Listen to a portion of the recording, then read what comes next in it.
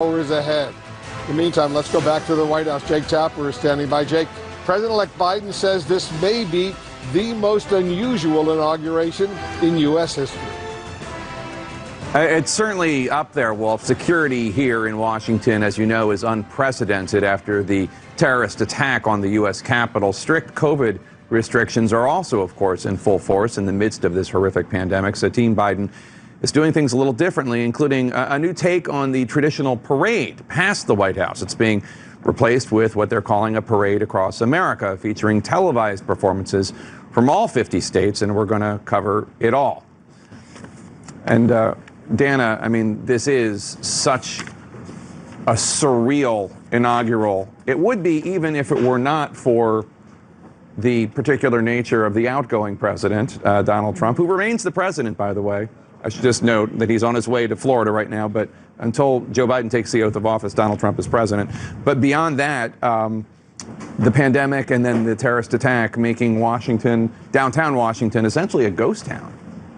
It is. The sound of silence is kind of creepy, given the fact that we are used to covering inaugurations with certainly security, but with people, with revelers, with people who are excited. And it's not as if people aren't excited. There are people who are very, very excited, but they can't be here for the dual reasons of COVID and the pandemic and the fact that this is a fortress, thanks to the insurrection that the now outgoing president incited at the Capitol. And not just the insurrection, but the continued threat of terrorism by President Trump's supporters. That's right. That's right. It continues. But, you know, look, this is now, he's gone.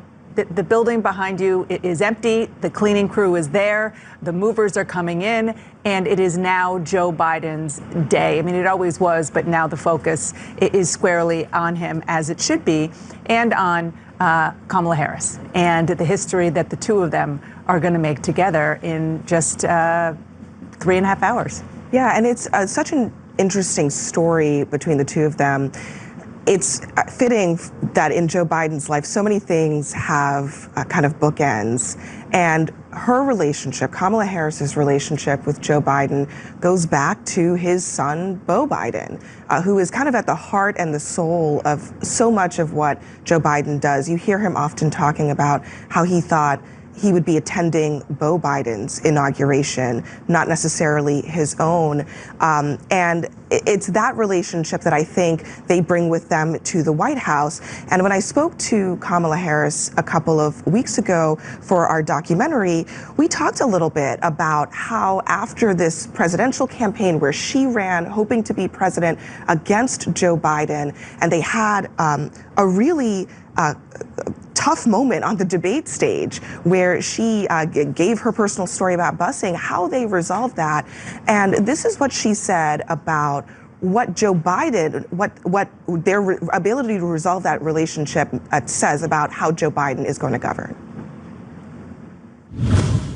Did you worry, though, that the politics of the situation would potentially throw a wrench into the personal relationship that you had with him? No, I mean, listen, the thing that I can tell you about Joe, and is evident by the fact that he asked me to join him on the ticket, is that it is the point that is made, you know, whether we talk about our commitment to bipartisanship, to bringing the country together and unifying the country, to healing the country, there is an assumption and a knowledge among realists that there will be disagreements based on life experience, based on perspective, and there is nothing wrong with that. There is nothing wrong with that. If it is born out of, you know, values and principles and not, you know, and as Joe likes to say, I love it when he talks about, you know, you don't question people's motivation, but, you know, you can agree that there are disagreements.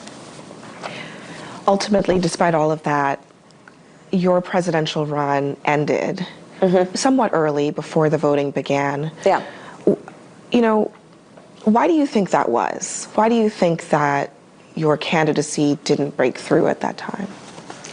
Well, I'll tell you, making a decision to get out of a race is probably as difficult as making a decision to get into a race, especially when you're talking about running for president. And there are a lot of factors that go into that. And the decision to get out of the race was a difficult decision, but I'll tell you, the fact that it turned out the way it did also, I think, speaks to the reality that there are, decisions you make along the way based on what you believe is the right thing to do, and here we are. So obviously this is a big day for Kamala Harris as well. She'll be the first woman, the first black woman, the first South Asian woman to ever be elected vice president of the United States. And that is an achievement for this country, for sure. It is a major, major moment of history that is happening on this day. And even though there won't be really anyone here, frankly, in Washington to celebrate it, it's a massive moment for people all across this country who, just like they did when Barack Obama was elected in 2008, want to celebrate this moment as a mark of progress for this country. No question. I saw a meme online yesterday with a picture of Kamala Harris that said, "Today is the last day there will never have been a female vice president." And it's true. I mean, starting at a little after noon, history will be made, and we've said it so many times since she was picked, and then of course since they won. But it's going to be in action. And one of the things, I mean, your documentary was really terrific, Abby. But one of the lines that I still remember is that moment that she had with Joe Biden. Afterwards, she had a sugar high because she was really popular, and then it came crashing down. But she came back in a way that the same way that Joe Biden did when Barack Obama picked him. And it's just such a reminder that it's about being prepared, it's about being ready, it's about being special, but it's about timing. And relationships as well. Yeah. And it is such a moment, not just even for the country, but for the world. The United States of America is a country that represents a lot of things to a lot of people. And one of the places where we have lagged is in representation, pardon me, in our leaders. I mean, I saw a meme or a video on Instagram, whatever you call it, just a picture. All it was a picture of every single person who has served as vice president. Yep. And then it ends with Kamala Harris. And it's just, you go dozens of men. All men, almost exclusively white man. There was a Native American vice president several decades ago, and then all of a sudden you have Kamala Harris's smiling face, and it just takes you back, and you're just like, wow, it's really kind of embarrassing that we've never had a woman serving as president or vice president, but now that cannot be said anymore, and it is. The United States of America in so many ways is an idea, and we're constantly striving to achieve that idea and those ideals. And whatever you think of Kamala Harris's politics or Democrats or whatever, like, this is one more step towards achieving what the U.S. is supposed to stand for. We are closing in, of course, on the beginning of the Biden-Harris inauguration. Big name guests are gathering. We're standing by for former Presidents Obama and Bush and Clinton to make their entrances. We'll bring all of that to you. Stay with us. We're going to squeeze in this quick break.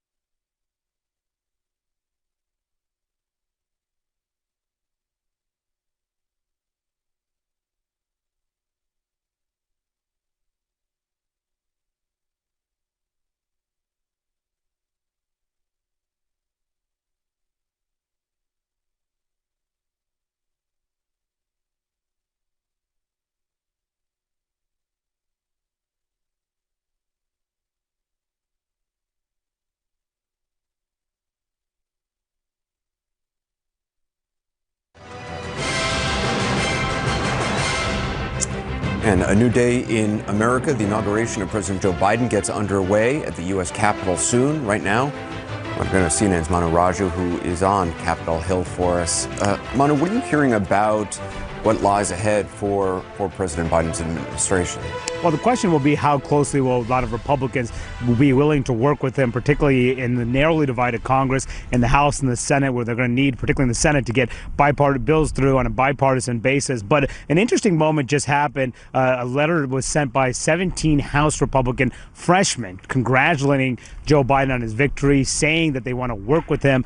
This includes some people who were trying to overturn the election results, like Madison Cawthorn, a congressman from North Carolina, but also some who voted to impeach Donald Trump in this most recent round of impeachment, Pete Mayer from Michigan being one of them. Now, here I am right here on the east front of the Capitol, just where 2 weeks ago was the scene of the mob, Trump-inspired mob that came and broke through some of these doors and entered the Capitol. And then just in a matter of moments in the same spot, we're going to start to see some of these dignitaries arrive here, from everyone from the former Vice President Dan Quayle to the former presidents Obama, Clinton, and Bush. All will be arriving in this door right behind me. And Anderson, all throughout this building, there are some reminders of what happened just 2 weeks ago. They're still making some last-minute repairs to the parts of this building that were destroyed, windows and the like. They're boarded up windows in parts of this building as well. So people see what happened here 2 weeks ago. Some want a new change,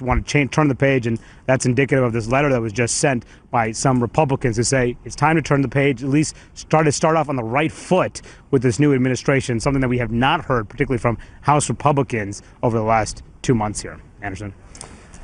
And Manu, at what point does the new Congress begin, and at what point does the impeachment continue? Well, this afternoon at 4:30 p.m., the Senate will gavel back into session, and that will be the first time Senate Democrats will officially be in the majority. Once Kamala Harris is sworn in as vice president, there will be 3 Democratic senators who will get sworn in this afternoon to give the Democrats a 50-50 Senate, 51-50 with Kamala Harris breaking the tie. And they're still working on some of the procedures and moving forward with the impeachment trial. The expectation is that it could begin within a matter of weeks, but I'm told that Democrats wanted to avoid making today about Donald Trump's impeachment trial, which is one reason why Nancy Pelosi has held back sending that article of impeachment from the House to the Senate to begin that trial, because it is going to dominate action here in the first few weeks of the Senate and could complicate, of course, getting Biden's government formed, getting his cabinet approved by the Senate. Anderson. Manu Raju, thanks. We're watching the Marine Band departing, proceeding to the Lower West Terrace Bandstand. Kate Anderson Brower joins me now. She's the author of The Residence, the insider's account of the White House residence. Kate, what are you hearing about the handover going on in the White House now? This is obviously always a kind of chaotic time in the White House, particularly in this White House in this time. Well, I mean, it's really controlled chaos in the White House. They have 5 hours to make this move, typically between 11 o'clock. Normally, in a normal inauguration, after there's a coffee in the Blue Room, and then the motorcade would go to Capitol Hill, and then the swearing in would happen, and there'd be a presidential parade. In this White House, there's going to be actually a little bit more time for them to do that, because we know that Vice President Biden will be going to Arlington, and there will be a decent window. And there are about 100 staff. So these are butlers, ushers, working at a feverish pace to make this move happen, so that when the Bidens move in, you know, their toothbrushes will be on the counter in the bathroom. I mean, everything is about making it perfect. And we know there's a deep clean of the residence because of COVID, which includes, you know, vacuuming drapes, wiping baseboards, cleaning chandeliers. They take great pride in their work, and they're really the most patriotic people I've met in Washington, frankly. And it's, Kate, we'll check back in with you throughout the day. Evan, how do you think the Biden family will make this their home? Well, they know the space very well, after all. He worked in it for 8 years. You know, I visited him in his office at the West Wing. One of the things he cared about was being able to walk down that hall to the Oval Office every morning and being in their room and being an advisor, being a voice. I think you can expect that the incoming vice president is going to play a similar role. But the other thing that you notice about that space is that he puts pieces of history there to remind himself. He had portraits of former vice presidents on his own wall because he wanted to remind himself not only of the great moments, but the frustrating moments. He would talk about how they looked at it and they would say the constraints of the job. How do I break through? So he is very much seeing himself, to borrow a phrase, he doesn't see this as doing it my way. He sees this as being a descendant of a lineage, somebody who is bearing a trust, a responsibility, and he is now moving into that sanctum sanctorum. Here's something people might not know about Joe Biden, which is that he, although I'm sure you do, Evan, he loves real estate. Right. He started out, he loves houses. He started out in his life buying a little house that belonged to his parents and then buying more land in Delaware. And in his spare time, he does some architectural drawings. He loves to do that. And so the White House has always been a space that he's been that he marvels at. Yeah, he's got himself a pretty nice place now. Now he does. Yeah, free of charge. Yeah. So the house itself has always been of great interest to him. And he redid, of course, when he was in the vice president. They did a lot of work there in the vice president's house. It's something he just loves to think about. He says it relaxes him. It's so extraordinary, David, to see Washington on this day, given what happened some 2 weeks ago. It says so much about this country and this democracy that 2 weeks ago there was an attack on the Capitol, and despite all the unprecedented security in Washington, despite all the drama of the last 2 weeks, the peaceful transfer of power has occurred. There is an awesome majesty to it that, we've seen our democracy tested, but it's proven resilient. And there's something awesome about the people saying, no, we're going in a different direction. We want to change direction, and to see that power enforced by our institutions, even against the kinds of pressures that they've felt. It underscores why this is worth working for. This is why the world admires us. Yeah. I was thinking about the Obama inauguration and being there and that whole thing. Hope was the word then. Faith is the word now. It's different.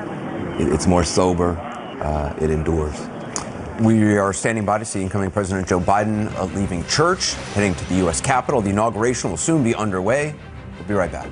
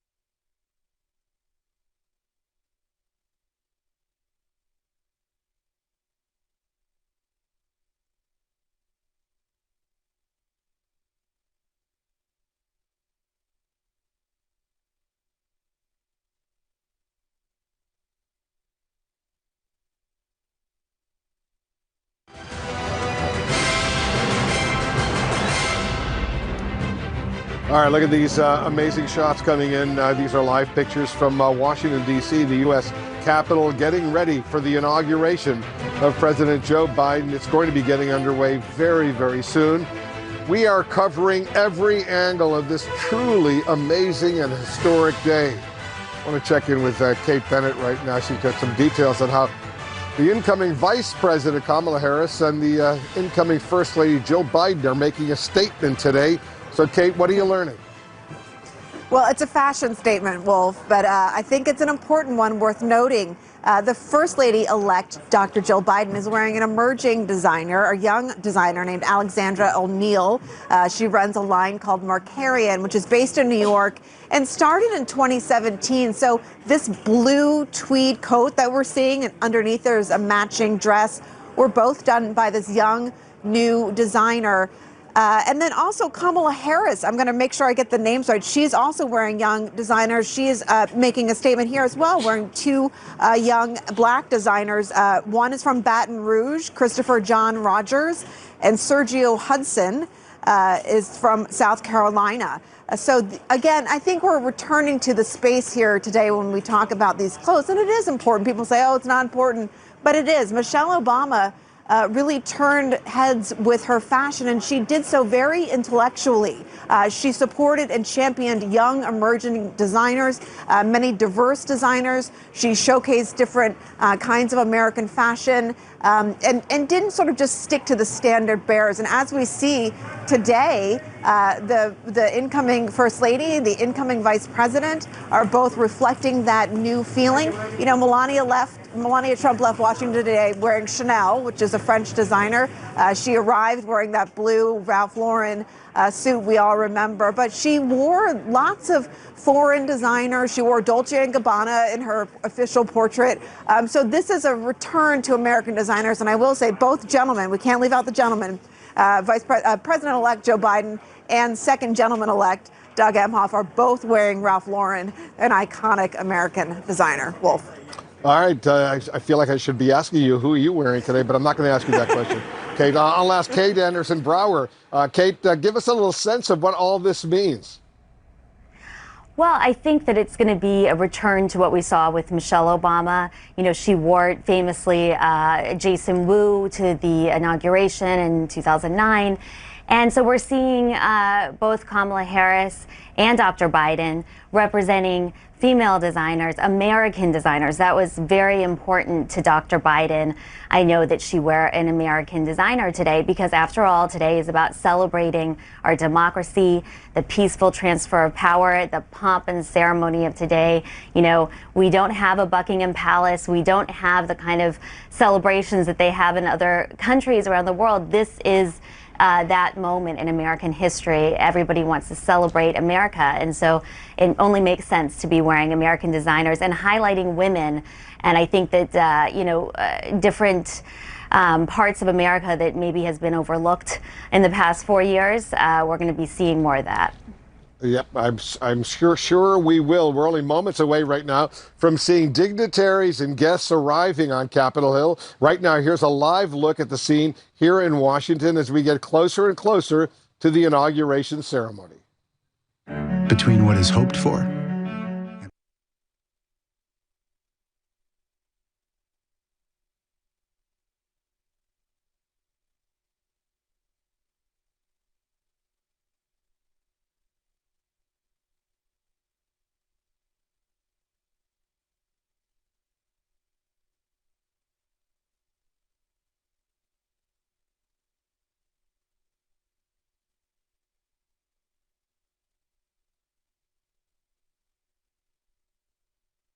our senior Washington correspondent, Jeff Zeleny, right now. Jeff, weather is a factor. It's chilly. It's a bit windy. Give us a sense of what it feels like where you are.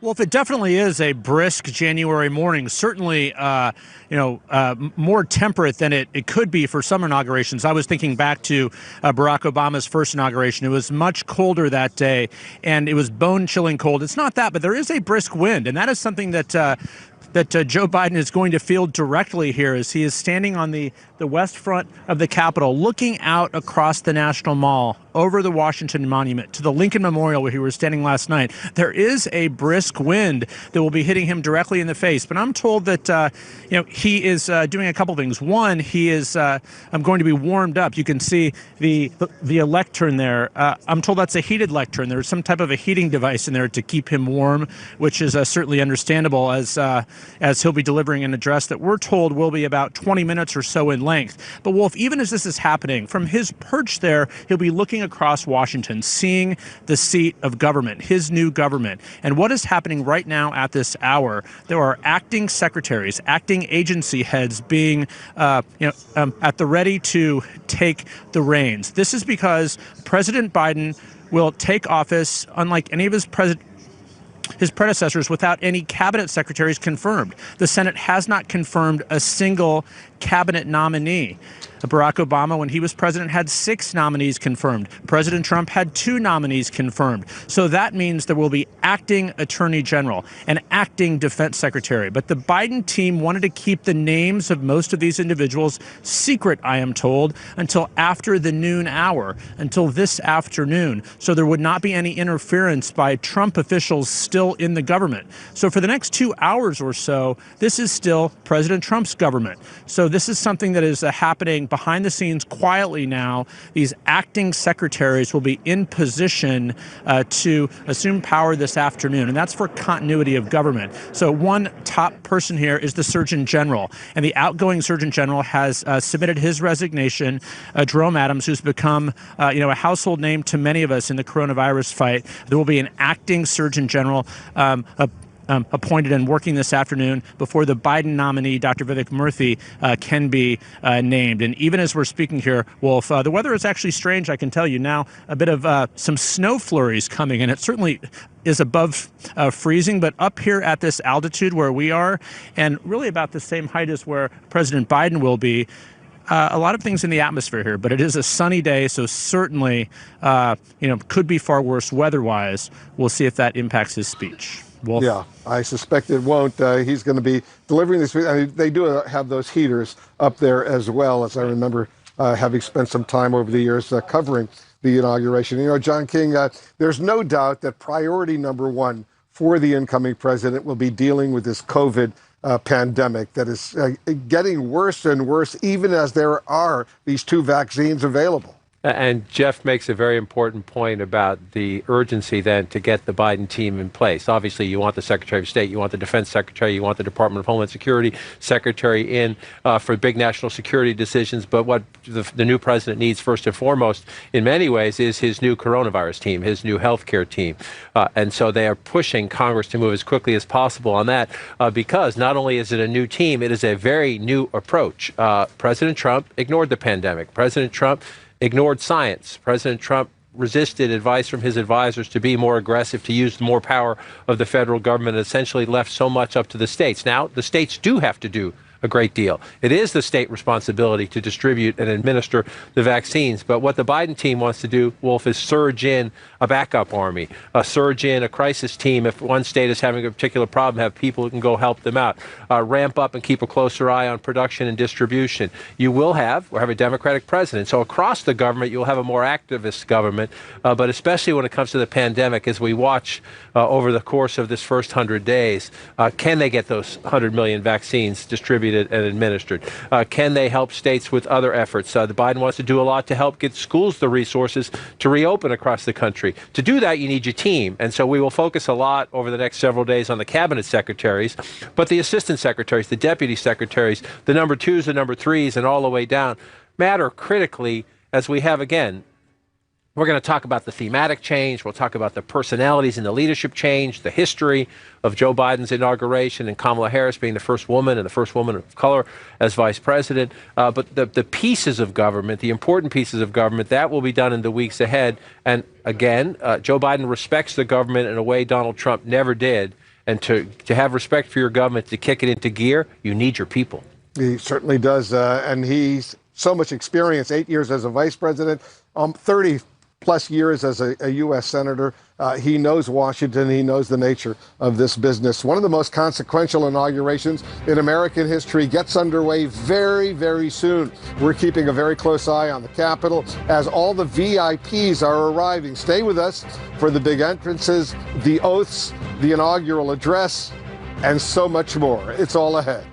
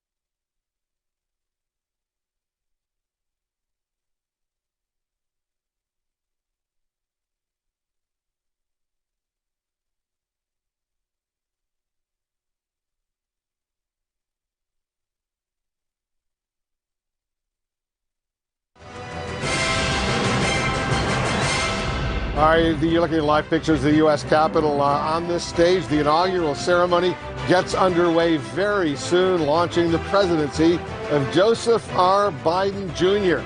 I'm Wolf Blitzer. We're live at the U.S. Capitol on a day that is bringing great change here in Washington. VIPs, they are now starting to arrive. The audience, smaller than usual, socially distanced, and under extraordinary security after the deadly insurrection on these very same grounds here at the U.S. Capitol. The president-elect is expected to leave a private church service at any moment and travel to the Capitol where we are. He'll make his big entrance in the next hour, taking his oath as the 46th president around noon, followed by his address to the nation. Jake, this event has been scaled back dramatically for understandable reasons, but it's still such a signature moment for the United States of America. Of course it is, and Wolf, democracy continues, though it was tested, even as the outgoing president of the United States is boycotting the inauguration. He's already left town on his way down to Florida. Outgoing Vice President Mike Pence will be there, however, to witness the transfer of power. It's not a peaceful transfer of power, but it is a transfer. Pence will be there along with former Presidents Obama and George W. Bush and Bill Clinton, so many other officials and dignitaries from both political parties. I want to go now to CNN's Arlette Saenz because, Arlette, Joe Biden, President-elect Biden, has just gotten word from a particular politician wishing him well. a politician who he is very close with, and that is President Obama. He tweeted just a short while ago a photo of the two of them in the White House and said, "Congratulations to my friend, President Joe Biden." He's getting ahead of himself a little bit since he won't be president for a few more hours, but he added, "This is your time." Now, this is a relationship that was forged during those 8 years they spent together in the White House. They didn't start off particularly close. They ran against each other during the 2008 presidential campaign. But over those 8 years, as they spent that time working together in the White House, they became incredibly close. Their families became close. You know, they often had that weekly lunch just between the two of them as they were trying to work on the business of leading the White House. And over the course of the presidential campaign, you saw President Obama out there giving this personal testimony of what President-elect Biden would be like in the Oval Office. He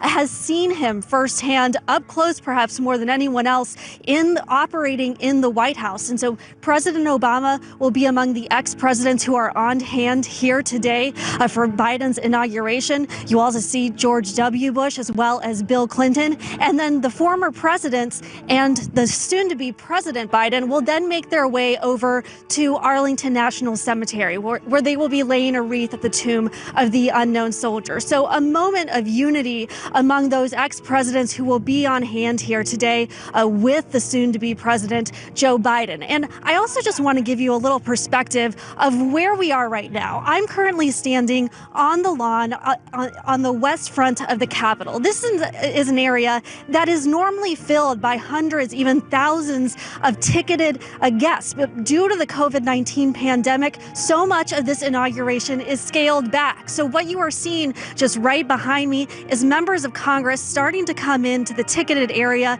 to watch as Biden will be inaugurated as the 46th president in just a short time. All right, Arlette Saenz, thank you so much. Let's go now to CNN's Caitlin Collins. And Caitlin, normally for correspondents such as yourself, this would be an opportunity to do governor spotting, to show off how much you know about the noted politicians from around the country and what they look like. The challenge is a little tougher this year because they're all wearing masks.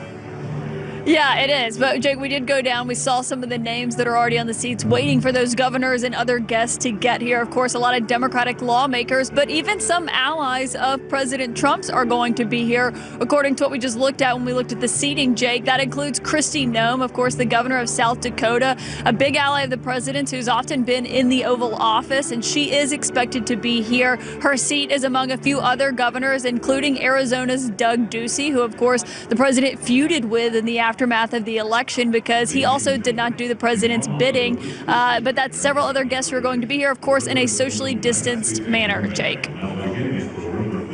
All right, we're watching right now as a VIP pulls up to the Capitol. We're not sure who it is, but obviously the person is coming with some sort of law enforcement protection, and we will watch to see who it is. Manu Raju, you're at Capitol Hill. Tell us what you're seeing. Yeah, right in front of me, a huge motorcade. This is probably more than one dignitary at the moment. I don't have a glimpse of who it is. It looks like Sonia Sotomayor. Is Elena Kagan, the Supreme Court justices are walking in. There's Brett Kavanaugh also walking in. So we did expect several of the Supreme Court justices to attend today's festivities. And we're also expecting momentarily the arrival of the former presidents, Barack Obama and Bill Clinton. We did see also George W. Bush pull up here along with his wife, Laura. And we're expecting the former Vice President Dan Quayle also to be in attendance. Now, Mike Pence, as we know, is coming here today. We don't expect him to come in front of the doors that we are, but we do expect him here. Of course, the big absence, Donald Trump not here at the moment, but all not planning to come, of course. But many former top Republicans in attendance, lawmakers, and former presidents, Bush and the like, justices who were nominated by Republican presidents, all here in the show of support for this transition of power that we're about to witness here, guys. All right, Manu Raju on Capitol Hill for us. And I think, Dan, I think that was Supreme Court Justice Sonia Sotomayor that we saw walking into the Capitol there. Sonia Sotomayor, the first Latina to be appointed to the U.S. Supreme Court. She will be swearing in Vice President-elect Kamala Harris, who, of course, will be the first Black and South Asian woman to become the vice president. That image alone is going to be something. To see those two women standing next to one another when we have seen, man after man, not only taking the oath but giving the oath, and the historical moment for those two is going to be remarkable.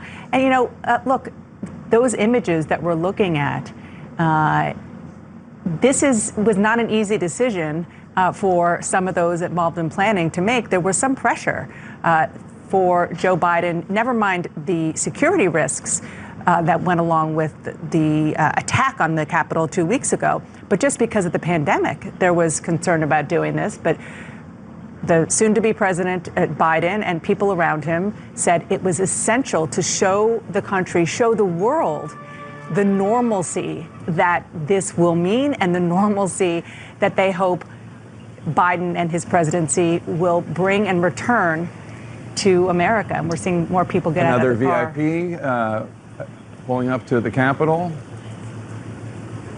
It is Michelle Obama, the former First Lady of the United States. Michelle Obama wearing a mask. Spotting celebrities and VIPs and politicians a little bit more challenging in the age of COVID. There's President Obama as well, I believe. And Obama, obviously the presence of Michelle and Barack Obama, not a surprise at Joe Biden's inauguration, but still a welcome sight as we note the transition of power. There will be Republican presidents here as well, including George W. Bush. That's right. And can you imagine getting inside the head of the Obamas, particularly Barack Obama right now?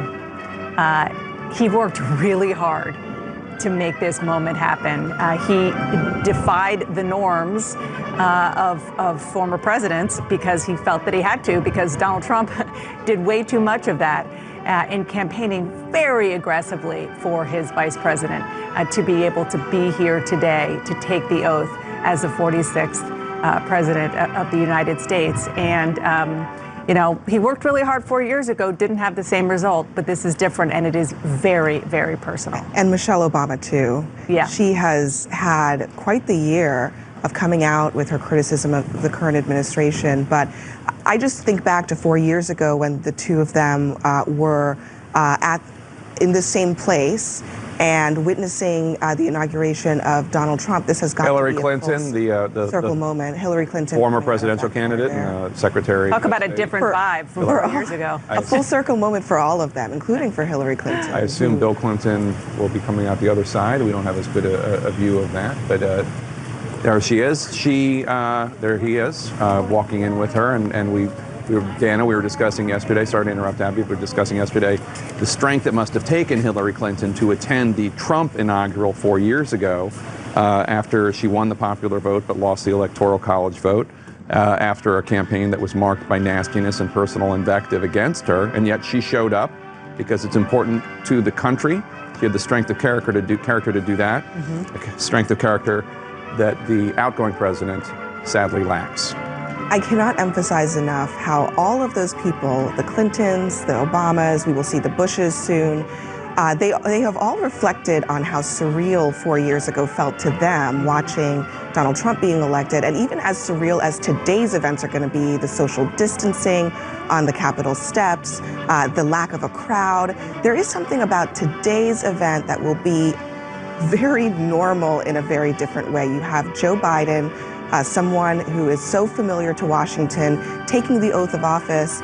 And we should also point out the way in which Joe Biden has bookended two profound moments of history for this country as the vice president to the first Black president of the United States, and now choosing for his vice president, the first Black woman and South Asian woman vice president of the United States. It is a remarkable moment, but I can guarantee you the Clintons, the Obamas will have a much easier time of this inauguration than they did 4 years ago. I was looking to see if Hillary Clinton was going to skip up the steps with excitement. Can you imagine how vindicated she feels? You know, again, Jake, like you were saying, 4 years ago, she did her duty. She showed up. She showed up for democracy, and she put her own feelings aside. And this is one, obviously, she is very, very happy to show up for as the former First Lady, and never mind the person who was defeated by Donald Trump. One protocol, one tradition that President Trump did engage in, we are told, by the White House outgoing Deputy Press Secretary Judd Deere, is that he did leave a letter for Joe Biden, a tradition that's been going on now for decades. Pamela Brown joins us now to tell us more about what we know about that letter. Pamela, what can you tell us? Well, Jake, the president had a long list of to-do items while he was working in the Oval Office last night, and one of them was to write Joe Biden a letter. As you know, President Obama left him a letter when he took office. It's something he talked about with his aides repeatedly, bragged about, and he decided to write one, which was surprising to aides because of the way the president has broken tradition so far, not attending the inauguration today. As you heard, he didn't mention Joe Biden's name during his farewell address, but in this letter that was described to me as a personal note, the president basically carried on with the theme that he said today, praying for the success of the country and the new administration to care for the country. So this is a personal note that the president felt was important to leave for Joe Biden. All right, Pamela, thank you so much. Appreciate it. Arlette, it is perhaps the most important speech of his life, the one that the president-elect is about to deliver. He did a decent job at the Democratic convention, but this is going to be a tougher task because the country is in real pain and is deeply divided. What can you tell us about the work that President-elect Biden is doing on this speech? Well, the president-elect is aware of the gravity and the moment that this speech will offer, as this country is really in a divided moment and also grappling with this pandemic. But I'm told that the president-elect is likely to make final tweaks on his speech until the very last minute. This is not entirely surprising in Biden world. He is a meticulous preparer for speeches big and small, and he is often known to make those changes until the very, very last minute. Now, the president-elect has been working on this speech for a few weeks with his chief speechwriter, Vinay Reddy, as well as his senior advisor, Mike Donnellan, someone who has really been central to a lot of Biden's messaging over the past few decades. And what we're expecting to hear from the president-elect today is this call for unity, something that has been a hallmark of his presidential campaign, but really takes on heightened significance in the moment that this country is currently in. Now, we also know just some background on how Biden prepares for these types of speeches. He actually has talked about how he marks up the speeches to help him with the pacing. That is something that he's likely done today as he is preparing to deliver the most important speech of his life. All right, Arlette Saenz, thank you so much. And it's weird. We're watching the scenes coming from Capitol Hill. I just saw West Virginia Democratic Senator Joe Manchin taking some couple's picture for them with their camera. Everybody wearing masks, which is obviously quite a different sight from President Trump's departure event earlier today, where I didn't see one mask. It is a real moment of contrast. So you couldn't, so much of the Trump presidency has felt cinematic. I believe that is Ted Cruz there, right there, wearing a mask and nodding in the center of your screen.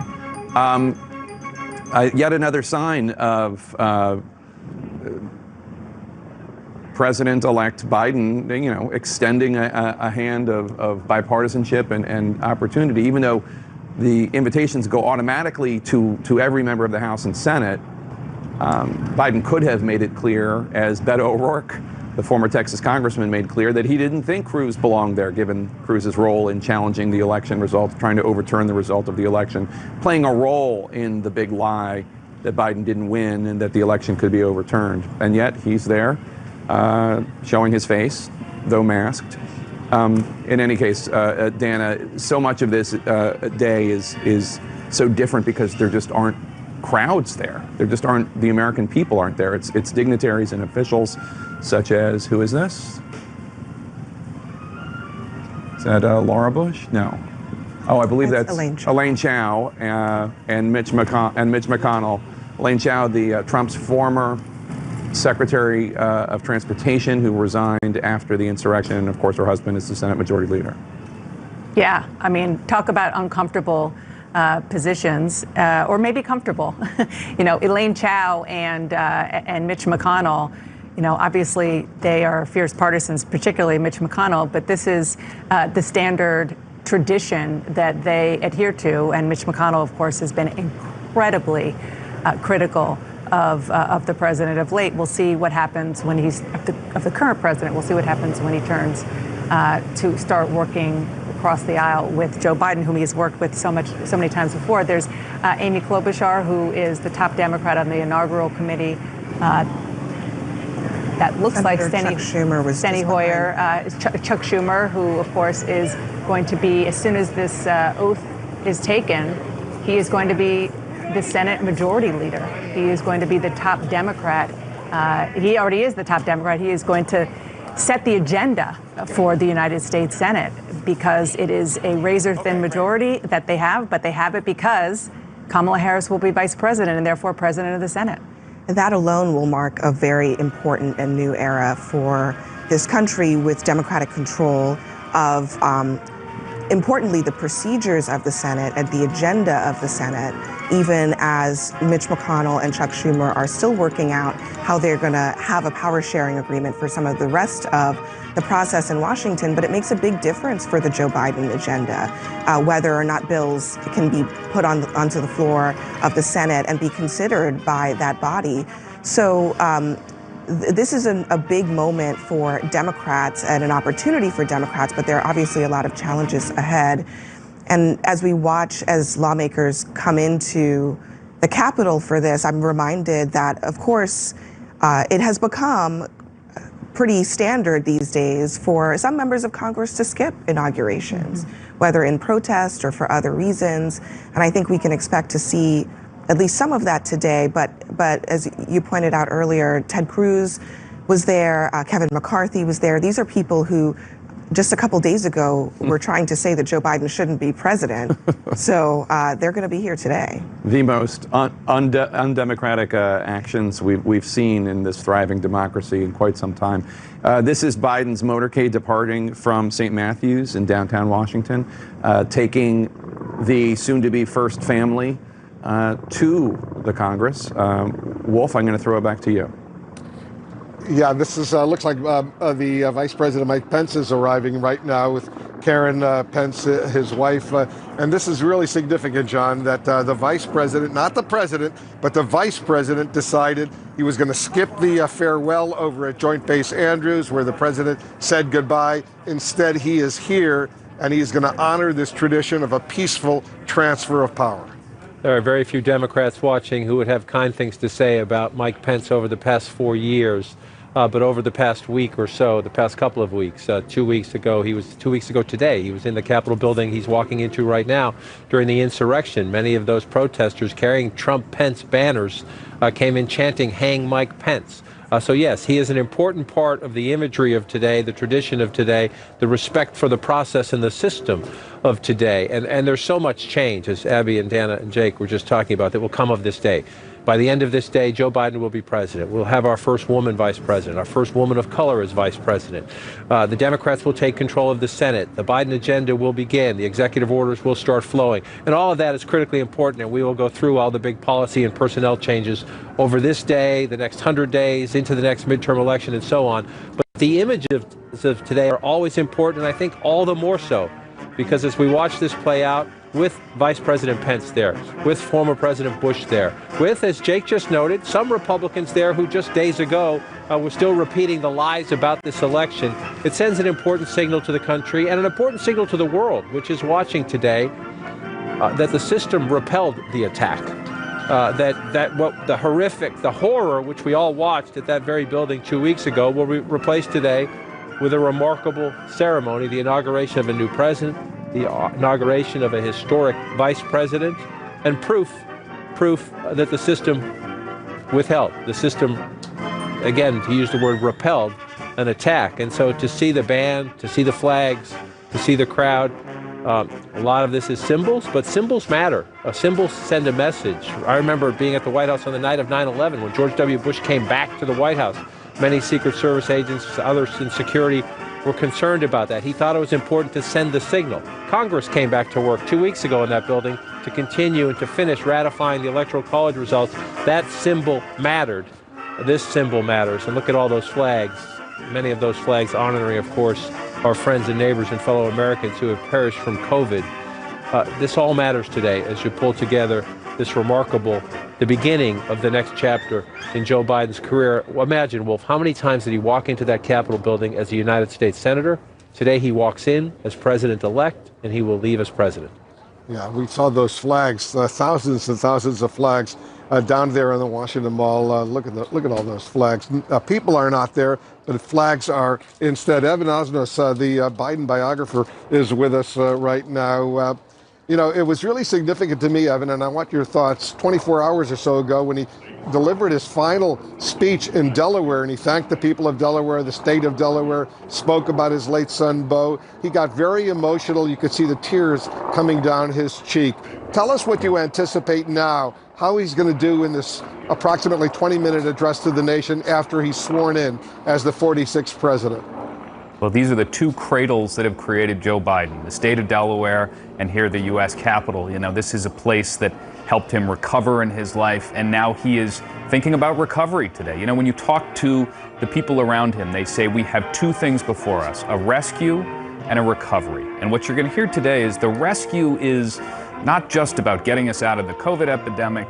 It's also a moral rescue. It's about trying to get this country back into a condition in which we can begin to even conceive of making hard choices together.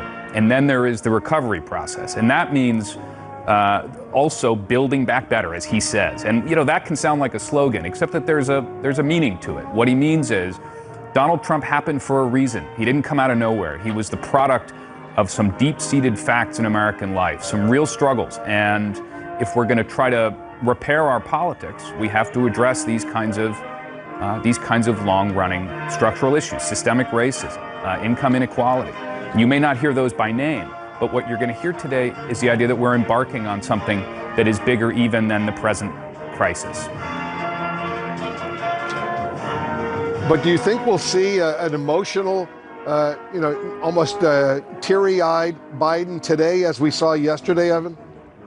Well, he is somebody who is comfortable with tears. You know, I've been with him at times in the Oval Office, in the West Wing when there were tears of joy too. I mean, moments of positivity. He does not shield that from us.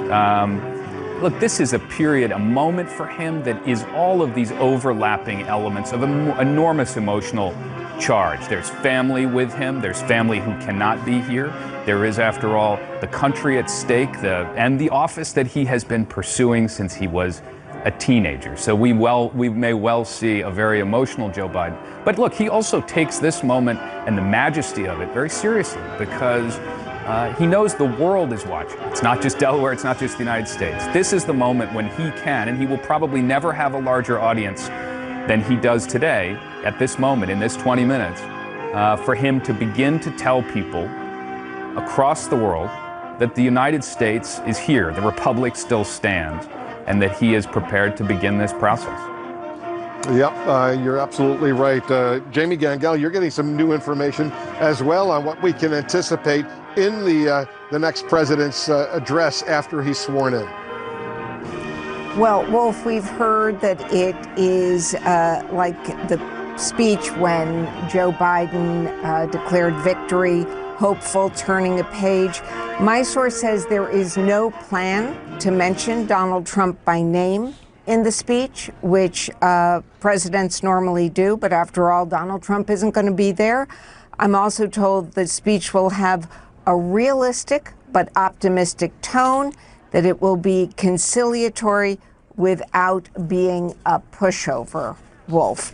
And I just want to mention one other thing. I was just told that former Vice President Dick Cheney and his wife were invited today, and they very much wanted to come, but as is the case with a lot of people, they were advised by their doctor because of the COVID pandemic not to come. That said, I was told that they were very proud of their daughter Liz Cheney's vote to impeach Donald Trump, that they thought it showed courage and conscience. Wolf? Yeah, it looks like the motorcade is beginning to get closer and closer to the U.S. Capitol. Caitlin, well, hold on, Caitlin, for a moment. John King, let's talk a little bit about what we're bracing for right now. This is history, obviously, unfolding, but it's unique in the sense that we are seeing Republican leaders. Mitch McConnell, we just saw Ted Cruz, we saw other Republicans who are there as well, and we saw Bernie Sanders, we saw the Democrats showing up as well. So this is an effort to show some semblance of a normal inauguration. Well, the country is watching, a divided country is watching, 2 weeks after the insurrection at that Capitol. The world is watching today, though. Wolf, this is supposed to be a big American moment. Yes, we're inaugurating a Democratic president today. 4 years ago, we inaugurated a Republican president. And that is important, but the bigger message of the day is supposed to be that this is an American moment. We have continuity of government. We have a peaceful transfer of power. We have respect. Respect for the process, respect for each other, respect for institutions. Respect is not a word that was used very often over the past 4 years. I think it will be used a lot beginning today, because whatever your politics watching at home or around the world, Joe Biden respects government. He respects people who disagree with him. He listens to them. He does not chainsaw them on Twitter. He respects that building where he will take the oath. For 37 years as a United States Senator, that was his home. That was his office. Again, he's about to walk into it as the president-elect and to leave it as the President of the United States. What a testament to his personal resilience. Again, whether you agree or disagree with his politics, twice Toulouse runs for the president. All the personal tragedy in his life, and today he will take the oath of office as the President of the United States. A man who, every time he's been knocked down, has gotten up and gotten back into the fight. You have to respect that, to come back to that word. It's a majestic day. It always has been, and it always should be. And just because of, in the middle of a pandemic, 2 weeks after the government was attacked at the inspiration of the sitting President of the United States, it's all the more so. And back to Jamie Gangel's point, President Bush is happy today to be there as a Republican. Even Mitch McConnell, who was with President Trump for most of the last 4 years, in recent days has made it pretty clear he wants to shove President Trump to the sidelines if he can, to be part of the Republicans trying to do that. And so there's a cleansing. There's an air of cleansing about today. There's an internal fight in the Republican Party about President Trump, soon to be former President Trump, that's going to continue.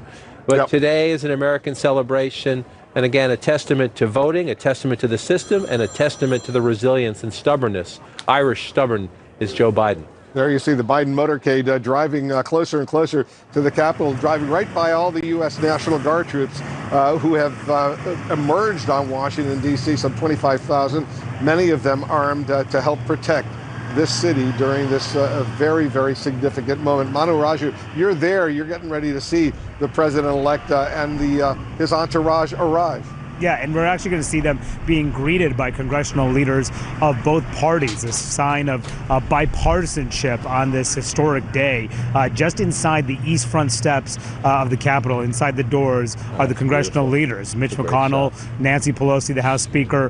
They will be there. We do probably expect the other Democratic leader, Chuck Schumer, as well as the House Republican leader, Kevin McCarthy, to greet Joe Biden on his entrance to the Capitol. He's going to walk up the steps, the east front steps of the Capitol, into the House side of the building, and then make his way through the Capitol and ultimately come out the west side of the Capitol, where he will deliver his inaugural address. And it's just such a stunning contrast from what we saw just 2 weeks ago, when these rioters came all over this plaza and stormed the very east front steps of the Capitol that the soon-to-be president will be be walking up and delivering his historic remarks. But right now we're seeing this motorcade pull up. We do expect him to walk out momentarily. We do expect the congressional leaders to greet him as he walks in to deliver his remarks here. Do we have a sense, Manu, how many of the 100 senators might be there today? How many of the 435 members of the House of Representatives? Are almost all of them there, or is it just a significant number? I think there will be a significant number. There will be some who are not showing up. We're seeing, some members decide that they will not come for a variety of reasons. It looks like we are seeing Kamala Harris and her husband walk out of her motorcade from our vantage point. It looks like she is waiting now. There is Joe Biden walking out right now, and there's the president-elect, Joe Biden. He is right there, and he's going to be walking in, and Dr. Joe Biden, his wife is there, of course, as well, members of the family. They are all there for this truly historic moment as we're watching all of this unfold. The vice president-elect, her husband, Doug Emhoff, they are there already as well. As you can see, this is one of these historic moments as we get ready and ready. Remarkable scene. Let's listen in, see if we catch anything. Stand by! Intel!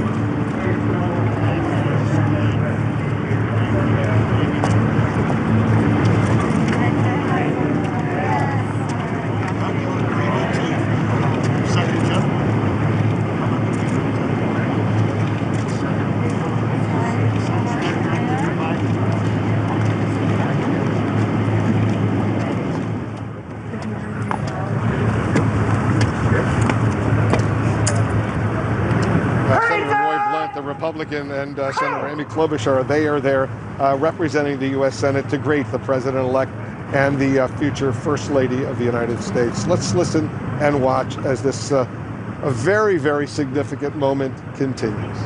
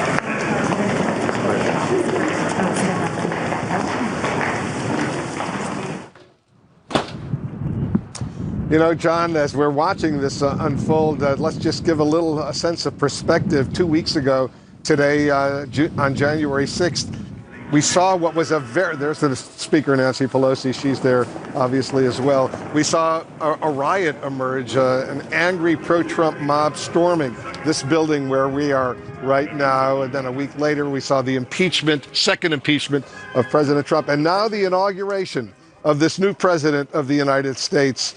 Within 2 weeks, look at the drama that has unfolded. And as we look at the drama, we have to remember the world is watching the drama unfold here. And it is majestic drama today. It is the inauguration of a new president. You see the flags, you see the ceremony, you see the pomp and the circumstance that you should have for the inauguration of a new president. And again, the world watching, the country watching, all the more important because of the events you just mentioned. One Wednesday ago, Donald Trump forever stained, impeached for a second time. 2 Wednesdays ago, Trump stained, I would argue, even more so. By first leading a rally and then urging his supporters to march on Capitol Hill, and then dozens, if not more, of those supporters breaking into that building in a criminal act, attacking their own government.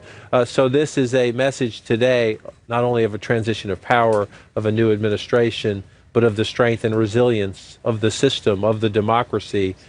And Joe Biden and Kamala Harris will walk into this building again, where both of them have worked as senators.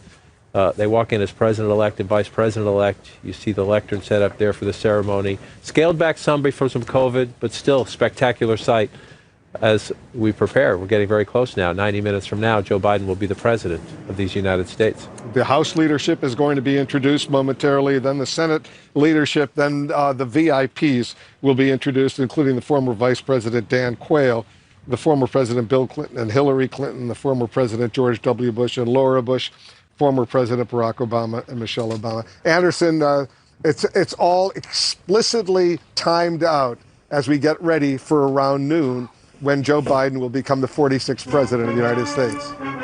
Yeah, and again, such a stark contrast to just 2 weeks ago, what we saw happening at the Capitol on those very steps that the Bidens walked up. David Axelrod, you have been there at the inauguration of President Obama. What's happening behind the closed doors? Well, a lot of excitement. I must say that the rituals of this are familiar, but they've never been more important than now. And one of my recollections, people are milling around in the Speaker's office, dignitaries and so on. I was waiting for President Obama there to give him something before he went out to be sworn in. And President Bush arrived first. He was just leaving office. And we had not been terribly kind to him in the campaign. He knew that. And he could not have been more encouraging to me personally. And I remember him putting his arm on his shoulder and said, just remember this, you're going to do great, but appreciate every minute, because it's going to go by faster than you'll ever think, and it's going to be the ride of your life. There's nothing better. And I thought, what a gracious note. And I'm so happy to see him here, because his appearance here is symbolically so important for our country, to understand that we are first Americans, and that when we transfer power from one administration to another, whether you're a Democrat or a Republican, we have a vested interest in your success. That hopefully will be part of the spirit with which people will receive Biden's address today. I can't tell you how wonderful it was to see those couples walking up those steps. Just a few moments ago, 2 weeks ago today, it was an occupied place. It was a crime scene. And now we have democracy rising. And another thing I think about, Anderson, is that to Biden, the Capitol is his second home.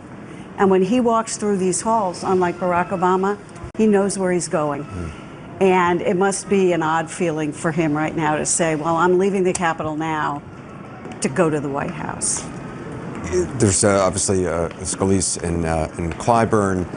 Evan, there is also something just about the sort of mundane milling around that's kind of comforting and soothing.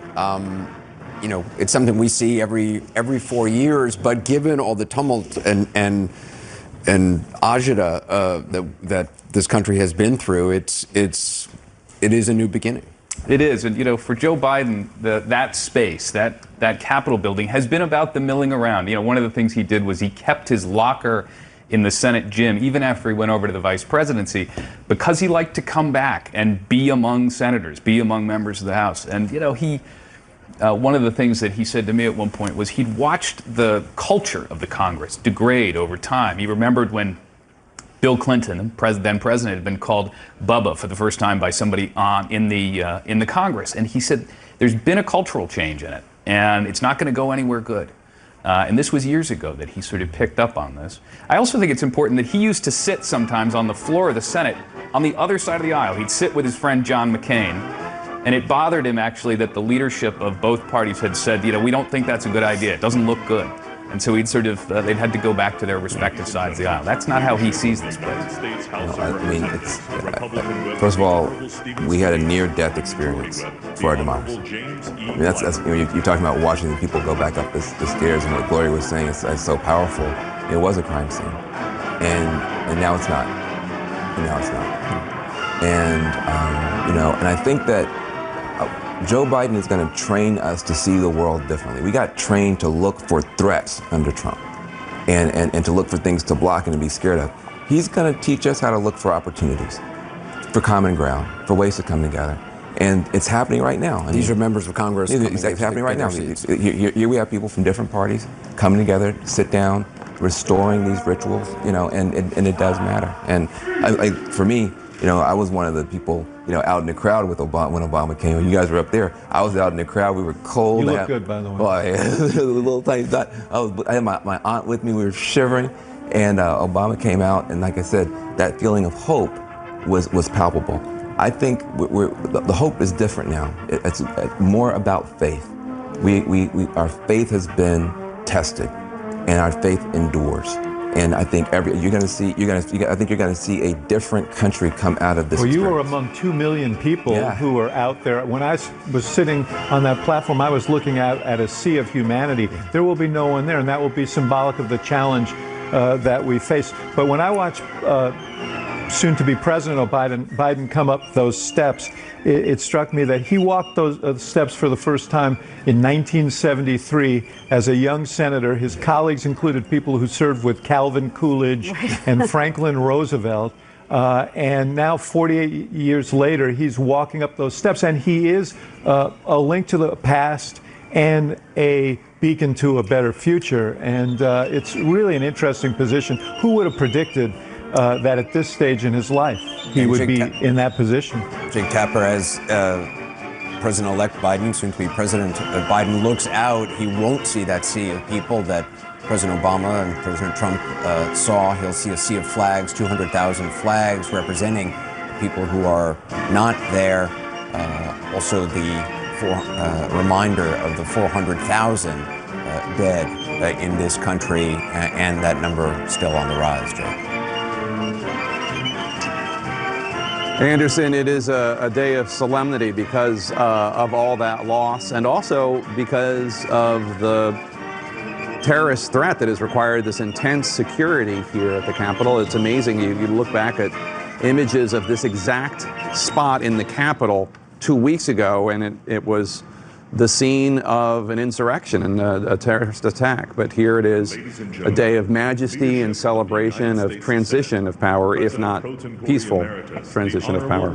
It sounds like they're announcing the leadership of the Senate. The Honorable Dick Durbin and Mrs. Rima Doden. Majority Whip, the Honorable John Thune and Mrs. Kimberly Thune.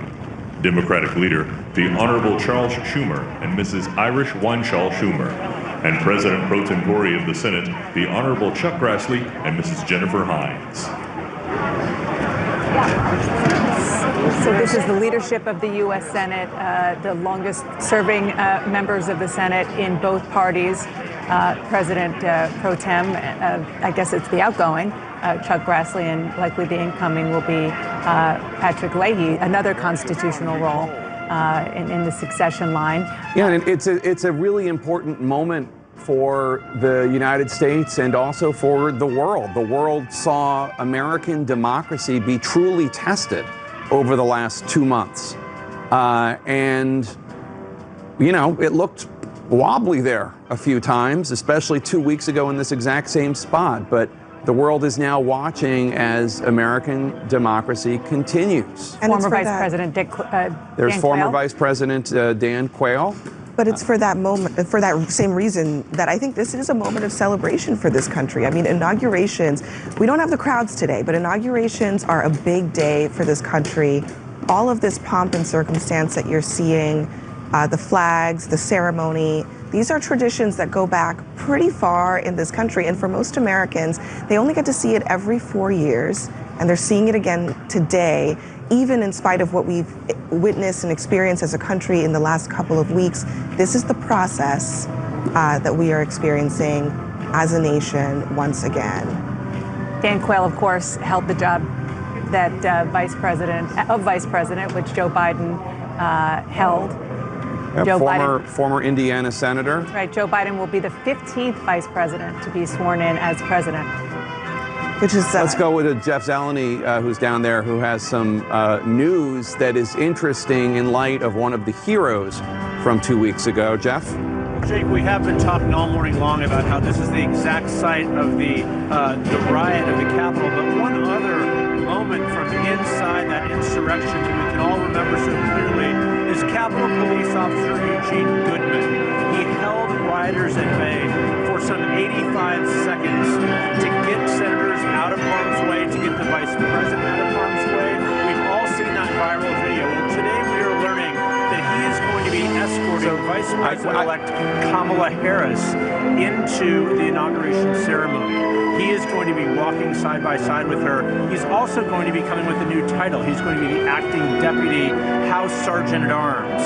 So certainly a monumental move for just the last 2 weeks. He's 40 years old, an Iraq War veteran and native of Washington, D.C., who will be walking side by side with a historic person in her own right, Senator Kamala Harris, becoming the next Vice President of the United States, with Officer Eugene Goodman next to her. Okay, so Jeff, we can't really hear you very well, so let me just tell the viewers what you're reporting, which is that Vice President-elect Kamala Harris is being escorted to the inauguration ceremony by Capitol Police Officer Eugene Goodman, who you might recall from his heroism 2 weeks ago. He led a group of the insurrectionists away from the Senate. He kind of served as a decoy and led them away from where they wanted to go, which was the floor of the U.S. Senate. Now, some other rioters, terrorists, did find their way to the Senate, but in that initial assault, he guided them away. Since then, Capitol Police Officer Eugene Goodman, who is a veteran as well, has a new role. He is the acting deputy Sergeant at Arms in the House of Representatives. The Honorable Dan Quayle. Wolf? Dan Quayle just introduced. Here he is. He's walking in. The first of several major VIPs arriving right now. There's Dan Quayle, the former Vice President of the United States, showing up, John, and he's going to be followed by former President Bill Clinton, former President George W. Bush, former President Barack Obama. An enormous display of goodwill from these former presidents of the United States. An enormous display and a very important display. Again, 2 weeks ago, there were thugs, rioters, running through that building, attacking the American democracy. Today, we're watching the former vice president here. We'll see then former presidents come out right behind him, showing America and showing the world that building that was the site, it was a crime scene 2 weeks ago today. It is a stage today for a very important moment in the American democracy. Dan Quayle, I should note, a reminder, we lost President George H.W. Bush, but also that was the last presidency, a one-term presidency. George H.W. Bush served one term. After that, Bill Clinton, George W. Bush, and Barack Obama both elected to 2 terms. Donald Trump, of course, leaving Washington today after 1 term as president. It is a remarkable show of force, a bipartisan show of power here, an American tradition. But as Jake was just talking about, an American tradition that was a question mark 2 weeks ago when that building was being attacked, and many were questioning what was happening. Why would an American president send his supporters to attack a shrine of American democracy? But today we can turn the page on that, Wolf. After the former presidents are introduced, the Chief Justice, other members of other justices of the U.S. Supreme Court will be introduced. And then significantly, John, the Vice President of the United States, Mike Pence, and Karen Pence, they will be introduced as well. Missing in action, one Donald Trump. He has never respected the traditions and norms, the things, forgive me, that make America great, that truly make America great. These are the things that make America great. When everybody decides for a few hours, for a day, We can set aside partisan differences. We will get about those debates. Joe Biden wants to change just about every policy compass point of the Trump administration. Those debates will begin perhaps even before the sun sets. But this is what is supposed to happen. We watch the flags, we listen to the band, we watch the leaders of our past parade onto the stage to be part of the ceremony to pass the baton and the torch. You see former President Clinton, Bill Clinton former and Hillary Secretary Clinton. They're walking in. They're going to be introduced momentarily. Jamie Gangel is with us as well. You got some information on these former presidents who are going to be attending and celebrating this moment in American history. I have to tell you, Wolf, when the inauguration was being planned, I was asked to reach out to both former President Clinton and former President Bush to find out whether they would be attending. And I got the same response from both of them, sitting here waiting for my invitation. They were really excited to come and to be here. And I think it should also be noted that former President George Bush was one of the first people to make a statement congratulating Joe Biden and Kamala Harris. And he didn't just make a statement, he picked up the phone and called them. Wolf? Yep, there they are, the former President Bill Clinton, Hillary Clinton, who was defeated 4 years ago by Donald Trump. She's here as well at the U.S. Capitol. They are about to be formally introduced, and they'll be followed by former President George W. Bush.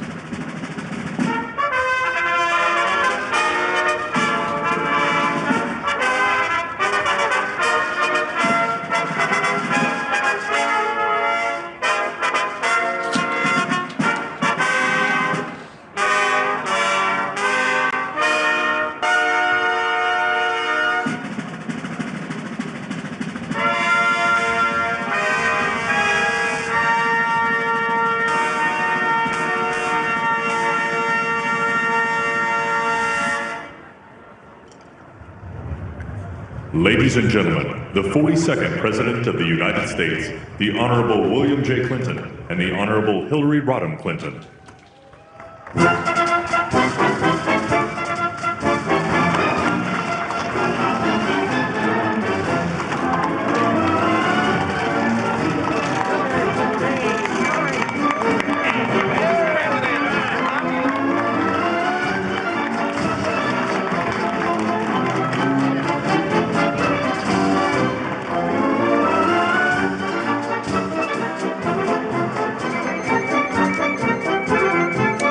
And there's former President George W. Bush and Laura Bush. They're getting ready to walk in as well. This is an exciting moment for those of us, John, who love American history, who love covering presidents of the United States, Democrats and Republicans. They're getting together at this really historic moment. And think of the remarkable moment. A, the message this sends to the country and to the world to have the former presidents there of both parties. George W. Bush has watched Donald Trump run against him in some ways, run against the old Republican Party. So this is a moment where, trust me, he's quite happy that Donald Trump is gone, even though Donald Trump was a Republican. And imagine the moment for Hillary Clinton. And imagine all the scorn Republicans heap on Hillary Clinton. She had the dignity and respect to come and attend this event 4 years ago, even after the campaign against Donald Trump. She's here again today in a much better mood. Another introduction.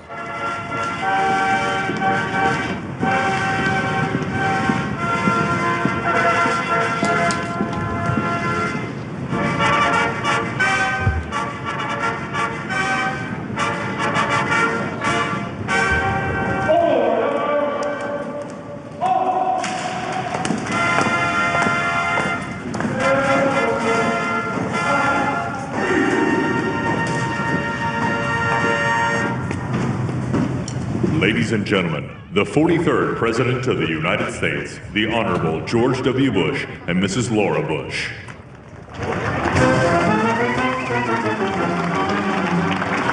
Former President George W. Bush and Laura Bush. Jamie Gangel, you're getting some reporting. What else are you learning? Well, I have to say I'm laughing as I'm watching them come down, Wolf, because you may recall that even though he's a Republican, former President Bush did not vote for Donald Trump in 2016. He left it blank.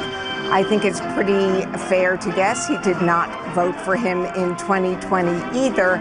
But it's what a difference 4 years make when at the last inauguration, President Bush was famously quoted after hearing Donald Trump's inauguration speech, the carnage speech, as saying, "That was some weird SH, you can fill in the rest." This is a small club, these former presidents. They are very, very close. They talk to each other. They organize. Donald Trump is not going to be a part of this group. And there you see the Supreme Court justices led by the Chief Justice of the United States, John Roberts, walking in as well. They will be introduced after former President Barack Obama and Michelle Obama are introduced. So they've got a real specific agenda. Listen to this.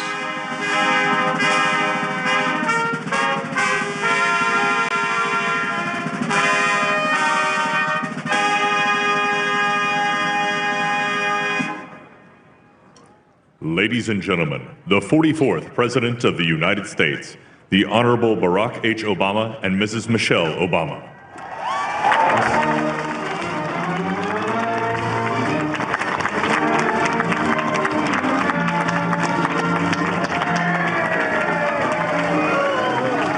There they are. This is a moment, this is a huge moment for Barack Obama and Michelle Obama, for that matter, don't you think?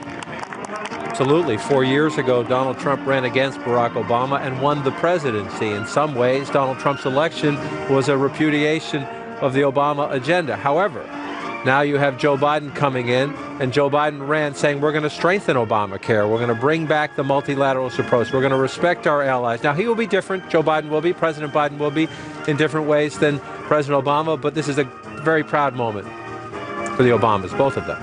Let's get David Axelrod's thought. You used to work for Barack Obama when he was president of the United States, and David, you helped him become the president of the United States. Yeah, and I also watched the relationship between him and Joe Biden grow. You know, they weren't that close when Obama named him vice president, and over those 8 years of the presidency, they just became closer and closer. Sometimes these relationships grow apart. They became very, very good friends. So I'm sure Obama, for him, this moment is not just about his happiness for the country, which I'm sure he feels, but also for a very close friend who is realizing a live stream and in whom I know he has great faith to be the right person at this moment. So this is a moment of great satisfaction for both Barack and Michelle Obama. There you see the justices of the U.S. Supreme Court, including some of the justices appointed, nominated by soon-to-be former President Donald Trump. The Chief Justice of the United States, John Roberts, walking in right there as well. They're going to be followed, you know, John, it's all three branches of the United States government participating in this moment. Right, and when conservatives talk about the Trump legacy, they will not want to talk about impeach twice. They will not want to talk about inspiring insurrection. They will try to talk about Gorsuch, Kavanaugh, Coney Barrett. One of the big legacies of the Trump administration that will be with us for the next 25 years or more is the appointment of those three justices and dozens of other federal court judges. These are this is the family of the soon-to-be Vice President of the United States, and Doug Emhoff, her husband. These are the stepchildren of Kamala Harris walking in as well. All the family members are going to be introduced in the course of this inauguration. This is Cole and Ella, who are there, right there, obviously very excited, John. For the family, it's just simply a remarkable moment, and it is a reminder that we're being introduced to a historic vice president, a woman as the vice president of the United States, a woman of color as vice president of the United States, the first second man, second dude, call it what you will, the husband of the vice president and the family of the vice president in this remarkably now very public role. Yes, she was the Attorney General of California, then the Senator from California, but there is nothing like national office and the spotlight of the vice presidency. It would be fascinating to watch different families handle that in different ways. It would be fascinating to watch as it plays out. Next to be introduced will be the family of the president-elect, Joe Biden and Jill Biden. They will be introduced, and then they will be followed by the Vice President, Mike Pence, and Karen Pence. There you see the Chief Justice, John Roberts, who's there. former presidents. It's a pretty, John, it's a real VIP crowd, shall we say? The way it is supposed to be, a bipartisan crowd. You see, I believe that was President Clinton and President Bush saying hello there. This is the Biden family. And this is Ashley and Hunter Biden. These are the children of the Bidens who are walking in right now, and the grandchildren, I should say, as well. They've got a large family, and they're walking in as we watch all of this unfold. Jake. Thanks, Walt. This is a celebration of the United States of America in so many ways. Here we see the president-elect's children, Hunter and Ashley, as well as grandchildren, coming into the procession, coming into the proceedings. But as we look out in this crowd and we see President George W. Bush and President Barack Obama, President Bill Clinton, former Vice President Dan Quayle, and all of not all, but so many Democrats and Republicans in the House and Senate were reminded that American democracy was able to survive, does persist. It was tested, certainly, for months there, if not for years. Dana? That's right. And, you know, as we see Joe Biden's two surviving children, Ashley and Hunter, we also see his grandchildren who really have been very active, were very active in his campaign, particularly his granddaughters who were active on social media. They tried to help to reach out to young voters in lots of ways. But they're also people who, according to Joe Biden, really helped convince him to run. I mean, the way that he tells the story, you know, he obviously felt that he was done. And it was, of course, after Charlottesville and after the both sidesism that Donald Trump did, that his granddaughters said, you got to do this. You got to do this. This is your time, Pop. This is your time. And as they're being introduced formally and coming down those stairs formally, just a moment to recognize all the modern families being represented by both the first and the second family. Ashley Biden is the daughter of Joe and Jill Biden, but Hunter Biden is his surviving child from his first marriage, Joe Biden's first wife, who died tragically in a car crash. And earlier you saw Ella and Cole Emhoff, who are the stepdaughters of Kamala Harris, and are Doug Emhoff's children. So, like so many American families, you see how blended families are coming together today from both the first and the second families. And now we see Vice President Mike Pence and Karen Pence walking through the Senate, through the Capitol chambers. Vice President Mike Pence choosing to attend this inauguration, which, given all that's happened, is a pretty significant moment. It is, especially because he was not at the send-off at Joint Base Andrews for President Trump. They claimed logistical difficulties in attending both, and obviously he decided this was more important. Pamela Brown has more for us right now on the presence of outgoing Vice President and outgoing Second Lady Pence. Pamela? Well, we just learned from a source close to Pence, Jake, that Vice President Pence did leave a handwritten note to the incoming Vice President Kamala Harris. He did leave a note. A source would not say what the contents of the note was, but it is notable for a couple of reasons. One is it's not necessarily tradition for the Vice President to leave a note like this for the incoming Vice President, but Pence has clearly taken many steps to smooth things over during this transition. He called Harris a few days ago to congratulate her. As we know, the president has not reached out at all. And so he's taken many steps to try to smooth things over, and he's become an unlikely defender, essentially, of Biden and Harris's victory by resisting the president's pressure to overturn the election result, something he didn't have the authority to do. Now, I'm told by a source today, one thing that Pence wants to accomplish is to meet Eugene Goodman, and thank him in person. He is the heroic Capitol Hill officer who has been promoted to Deputy Sergeant of Arms. Unclear if they have made contact yet. All right, Pamela. We should note that Pence's desire to smooth things over is only about 2 weeks old during this 2-month transition. Before that, he was as much a hindrance as anybody else. But let's look forward at this inaugural right now. Pretty soon, within the hour, we're expecting President-elect Joe Biden, Joseph Robinette Biden Jr., to be sworn in as the 46th President of the United States. Let's listen in. Honorable Julie E. Adams and Chief Administrative Officer of the House of Representatives, Catherine Spindor.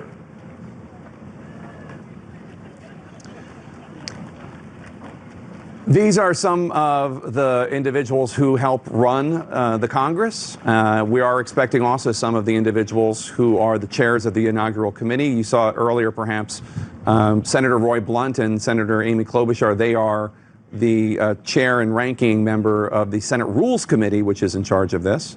But these are basically dignitaries who are key to the events going on today and also in the Congress in general. It takes a lot to put on an inauguration, and there are lots of protocols, lots of rules, and they are involved in doing that, and not just the elected representatives, but the people who work there and have done this many times. We just saw, just for a second, a flash of the Clintons. I love watching these moments as an American, as a journalist, as somebody who likes history, to see them all mingling. Let's listen to what's next. Ladies and gentlemen, the Vice President of the United States, the Honorable Michael R. Pence and Mrs. Karen Pence.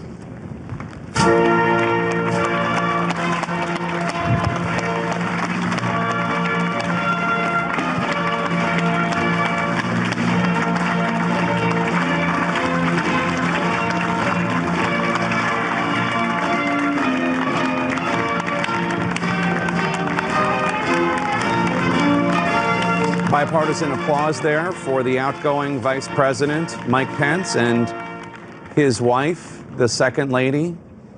Obviously some appreciation that they are abiding by norms and basic protocols and basic decency by attending and being part of this transfer of power. There you see former President George W. Bush, who knows Mike Pence from when Mike Pence was in the House of Representatives before he went back to Indiana to run for governor. That's right. He was a member of the leadership. But just looking at Mike Pence there you see him greeting the Obamas as well. Looking at him 2 weeks ago today, he was in there doing his constitutional duty. And a mob, inspired by the man who picked him for vice president, was trying to break in, was right where he is, to get into the Capitol. Some of them were screaming, "Hang Mike Pence." And there was literally a gallows that one of them or some of them had fashioned outside the Capitol with a noose. Exactly. And talk about what you said earlier, Jake, a celebration of democracy. The fact that here we are 2 weeks later to the day, and there he is doing his duty, not constitutionally this time, but as an American, as somebody who respects protocol. He is there, as opposed to being at the Andrews Air Force Base send-off this morning. And for what it's worth, I mean, given his role in the last several months, he has played a role in where we are in terms of what happened 2 weeks ago. But for what it's worth, it's important that he decided to make a statement about the transfer of power here and about being a part of this process and being a part of this ceremony, which has become sacred in this country, at least in the last century, where we've had this kind of marking of the passing of the baton from one administration to the next. And what's always fun and nice to see in moments like this is you see the former presidents and even members of Congress that they've known throughout their political lives greeting each other and seeing each other, in some cases for the first time in a long time. I mean, these are not people who see each other all the time. They're elbow bumping. Maybe they're from different political parties, but that's part of the experience here.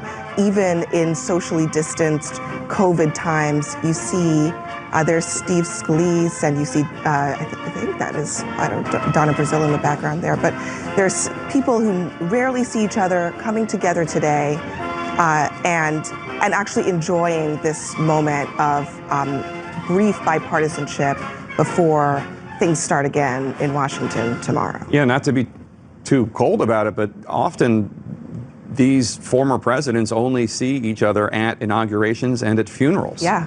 The pictures I have in my mind of George W. Bush and the Obamas.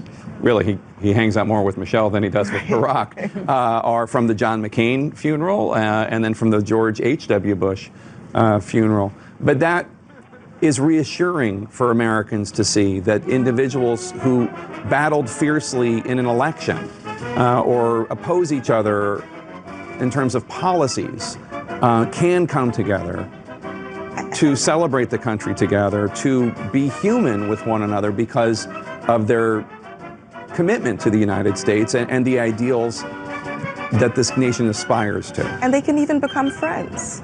You know, George W. Bush and Michelle Obama have actually developed a friendship. And as David Axelrod said earlier, when Barack Obama was running for president, he was not particularly kind to his predecessor. He was basically running against the Bush legacy, but there was kindness in the turnover between administrations. And when Barack Obama turned the White House over to Donald Trump. A-Rod? It's A-Rod. That's A-Rod. It's A-Rod. J-Lo is going to be performing a little bit later. So by the way, Alex Rodriguez and Jennifer Lopez. It's like they're our best friends, but go ahead.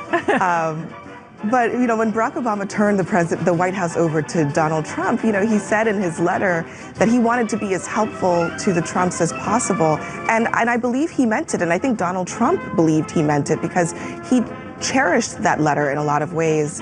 They never took him up on that offer. But that is the tradition that we are supposed to be celebrating today. It's the tradition that is represented by what we're seeing on the screen here right now. You see Barack Obama being friendly, saying hi to a bunch of people. I'm wondering if he's going to walk over to Mike Pence, because we were noticing that Mike Pence was kind of they were sort of nodding to each other. Standing alone. You know, we'll see. We'll see what happens. But, oh, there he is in the background. Maybe not. But isn't that an interesting dynamic? There's a lot of kind of chumminess, and the current vice president and the current second lady are quietly standing in the background. They're there, they're doing what needs to be done, but there doesn't seem to be the same camaraderie. Well, look, I don't want to look backward too much, but I mean, 2 days before the terrorist attack on the Capitol, Mike Pence was down in Georgia, Vice President Pence was down in Georgia, continuing the big lie, talking about the election and suggesting there was fraud when there was not. So he was part of the problem, even if he got religion since. Here is the Vice President-elect, Kamala Harris, and her husband, the soon-to-be second gentleman, Doug Emhoff. As they walk down the stairs here, this is a major, major moment for this country. And it's a major moment in American history. The first African American and South Asian and woman to ever hold this position. The first second gentleman ever, Doug Emhoff. These two will be both making history in their own ways. And in many ways, Kamala Harris has been very cognizant of nodding to that in a lot of symbolism that we'll see here later today in what she's wearing the two black designers today, but also taking the oath of office from Supreme Court Justice Sonia Sotomayor, who is the first Latina Supreme Court Justice, but like her, was a prosecutor earlier in her career and is someone who Kamala Harris has said inspired her trajectory as she rose in the ranks of American politics. Yeah, there was, we just saw Pete Buttigieg, the former South Bend, Indiana mayor. Look, there is former President Clinton saying hello to the Vice President, Mike Pence. Lohmeyer, the acting Deputy House Sergeant-at-Arms, Kevin Grubbs, and the acting Deputy Senate Sergeant-at-Arms, United States Capitol Police Officer, Private First Class Eugene O. Goodman. Eugene O. Goodman is getting a hero's welcome. He is the Capitol Police officer who helped bait the wild mob away from the Senate. That's him right there. A veteran. He is an American hero and has been rewarded with a promotion and the nation's gratitude. He will be escorting Vice President-elect Kamala Harris as a recognition of his valor and his heroism. And the next time those doors open will be real history. Ladies and gentlemen, the Vice President-elect of the United States, Kamala Devi Harris, and Mr. Douglas Emhoff.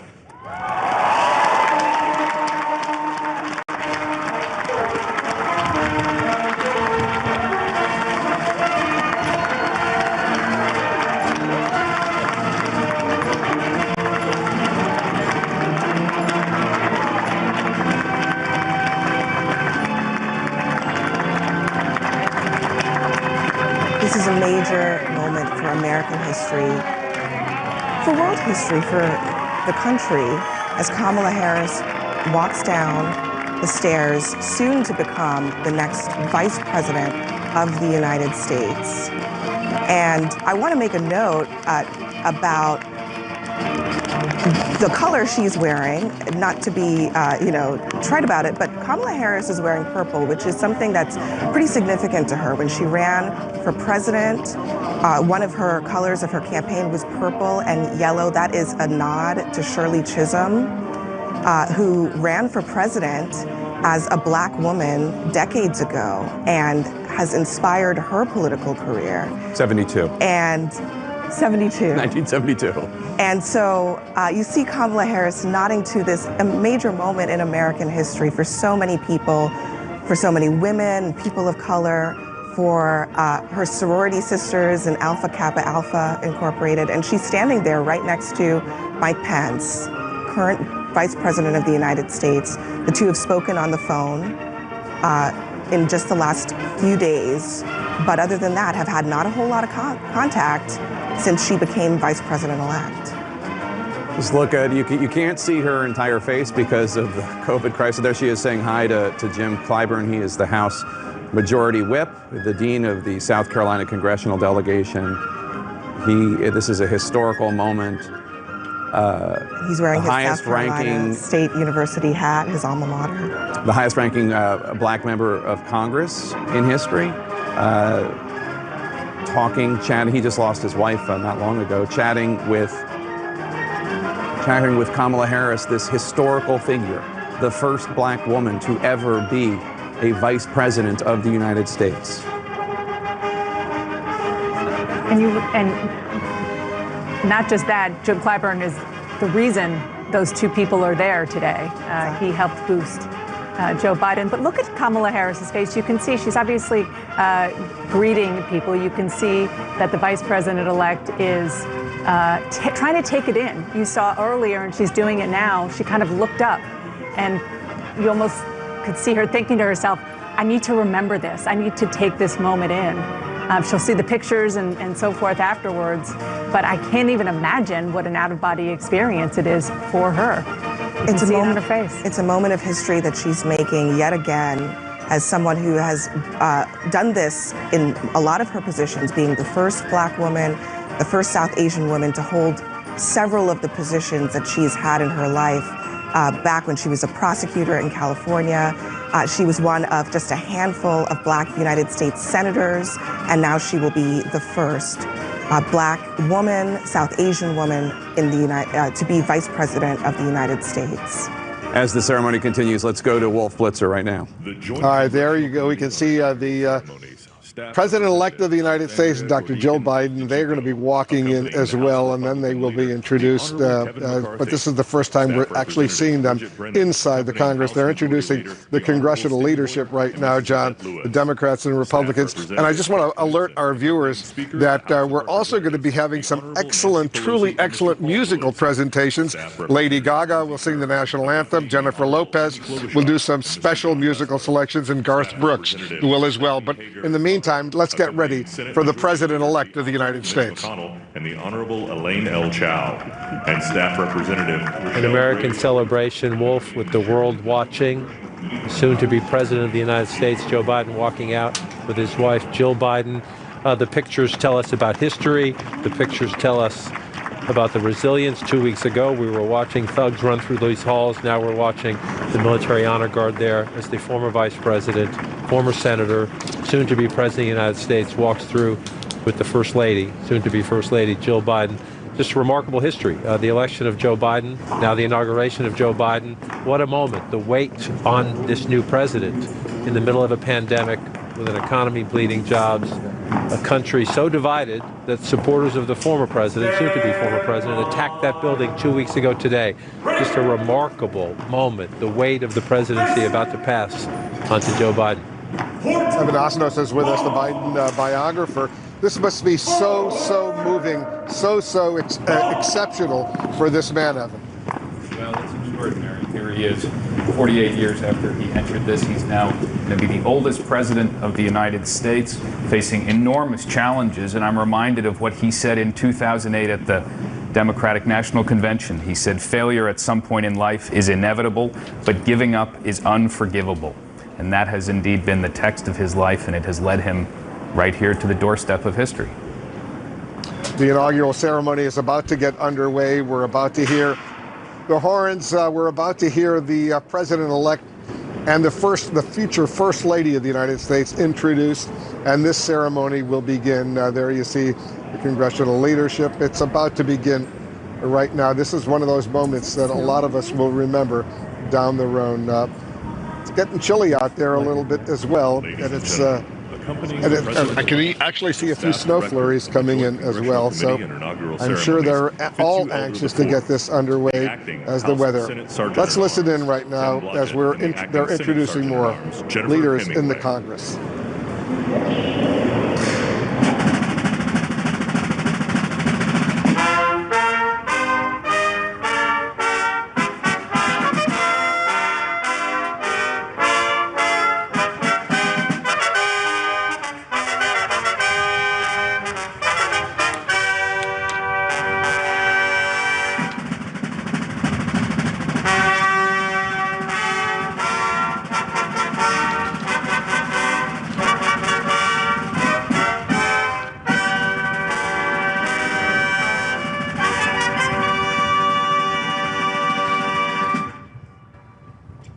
Ladies and gentlemen, the President-elect of the United States, Joseph Robinette Biden Jr. and Dr. Jill Biden.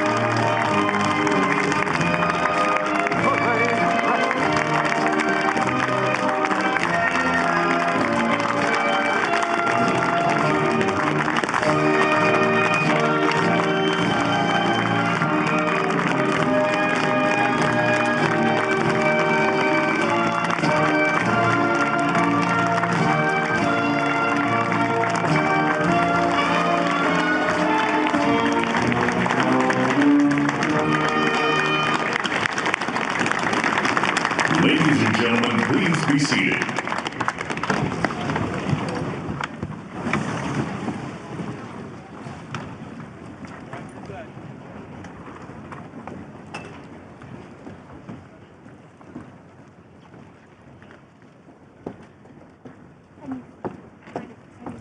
Please welcome the Honorable Amy Klobuchar.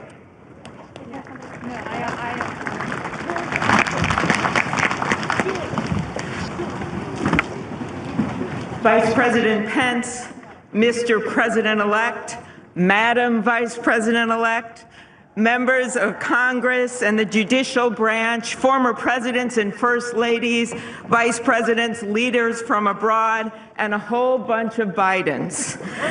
America, welcome to the 59th presidential inauguration, where in just a few moments, Joe Biden and Kamala Harris will take their solemn oaths. This ceremony is the culmination of 244 years of a democracy. It is the moment when leaders brought to this stage by the will of the people promise to be faithful to our Constitution, to cherish it and defend it. It is the moment when they become, as we all should be, guardians of our country. Have we become too jaded, too accustomed to the ritual of the passing of the torch of democracy to truly appreciate what a blessing and a privilege it is to witness this moment? I think not. 2 weeks ago, when an angry, violent mob staged an insurrection and desecrated this temple of our democracy, it awakened us to our responsibilities as Americans. This is the day when our democracy picks itself up, brushes off the dust, and does what America always does: goes forward as a nation under God, indivisible, with liberty and justice for all. This conveyance of a sacred trust between our leaders and our people takes place in front of this shining Capitol dome for a reason. When Abraham Lincoln gave his first inaugural address in front of this Capitol, the dome was only partially constructed, braced by ropes of steel. He promised he would finish it. He was criticized for spending funds on it during the Civil War. To those critics, he replied, "If the people see the Capitol going on, it is a sign we intend the Union shall go on." And it did, and it will. Generations of Americans gave their lives to preserve our republic in this place. Great legislation to protect civil rights and economic security and lead the world was debated and crafted under this dome. Now it falls on all of us, not just the two leaders we are inaugurating today, to take up the torch of our democracy, not as a weapon of political arson, but as an instrument for good. We pledge today never to take our democracy for granted as we celebrate its remarkable strength. We celebrate its resilience, its grit. We celebrate the ordinary people doing extraordinary things for our nation, the doctors and nurses on the front line of this pandemic, the officers in the Capitol, a new generation never giving up hope for justice. We celebrate a new president, Joe Biden, who vows to restore the soul of America and cross the river of our divides to a higher plane. And we celebrate our first African American, first Asian American, and first woman vice president, Kamala Harris, who stands on the shoulders of so many on this platform who have forged the way to this day. When she takes the oath of office, little girls and boys across the world will know that anything and everything is possible. And in the end, that is America, our democracy, a country of so much good. And today, on these Capitol steps and before this glorious field of flags, we rededicate ourselves to its cause. Thank you. It is now my honor to introduce to you the senator who has worked with me and so many others to make this ceremony possible, my friend and the chair of the Inaugural Committee, Missouri Senator Roy Blunt.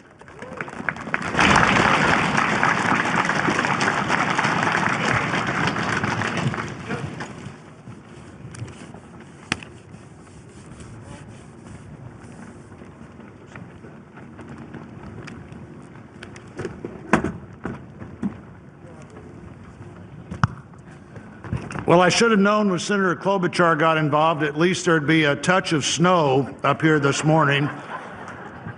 Of all the things we'd considered, I don't think snow was on my agenda until I walked out the door a moment ago. But thank you, Senator Klobuchar, and thanks to the other members of the Joint Congressional Committee on the Inauguration as we officially begin the 59th inaugural ceremony. I also want to thank the Joint Committee staff and our partners, particularly our security partners, for the way they've dealt with unprecedented circumstances. When I chaired the inauguration 4 years ago, I shared President Reagan's 1981 description of this event as commonplace and miraculous. Commonplace because we've done it every 4 years since 1789. Miraculous because we've done it every 4 years since 1789. Americans have celebrated this moment during war, during depression, and now during pandemic. Once again, all three branches of our government come together as the Constitution envisions. Once again, we renew our commitment to our determined democracy, forging a more perfect union. That theme for this inauguration, our determined democracy, forging a more perfect union, was announced by the Joint Committee before the election, with the belief that the United States can only fulfill its promise and set an example for others if we are always working to be better than we have been. The Constitution established that determined democracy with its first three words, declaring the people as the source of the government. The Articles of Confederation hadn't done that. The Magna Carta hadn't done that. Only the Constitution says the government exists because the people are the source of the reason it exists. They immediately followed those first three words with the words to form a more perfect union. The founders did not say to form a perfect union. They did not claim that in our new country nothing would need to be improved. Fortunately, they understood that always working to be better would be the hallmark of a great democracy. The freedoms we have today, the nation we have today, is not here just because it happened, and they aren't complete. A great democracy working through the successes and failures of our history, striving to be better than it had been. And we are more than we have been, and we are less than we hope to be. The assault on our Capitol at this very place just 2 weeks ago reminds us that a government designed to balance and check itself is both fragile and resilient. During the last year, the pandemic challenged our free and open society and called for extraordinary determination and sacrifice, and still challenges us today. Meeting that challenge head on have been and are healthcare workers, scientists, first responders, essential frontline workers, and so many others we depend on in so many ways. Today we come to this moment. People all over the world, as we're here, are watching and will watch what we do here. Our government comes together. The Congress and the courts join the transition of executive responsibility. One political party more pleased today and on every inaugural day than the other. But this is not a moment of division, it's a moment of unification. A new administration begins and brings with it a new beginning. And with that, our great national debate goes forward, and a determined democracy will continue to be essential in pursuit of a more perfect union and a better future for all Americans. What a privilege for me to join you today. Thank you.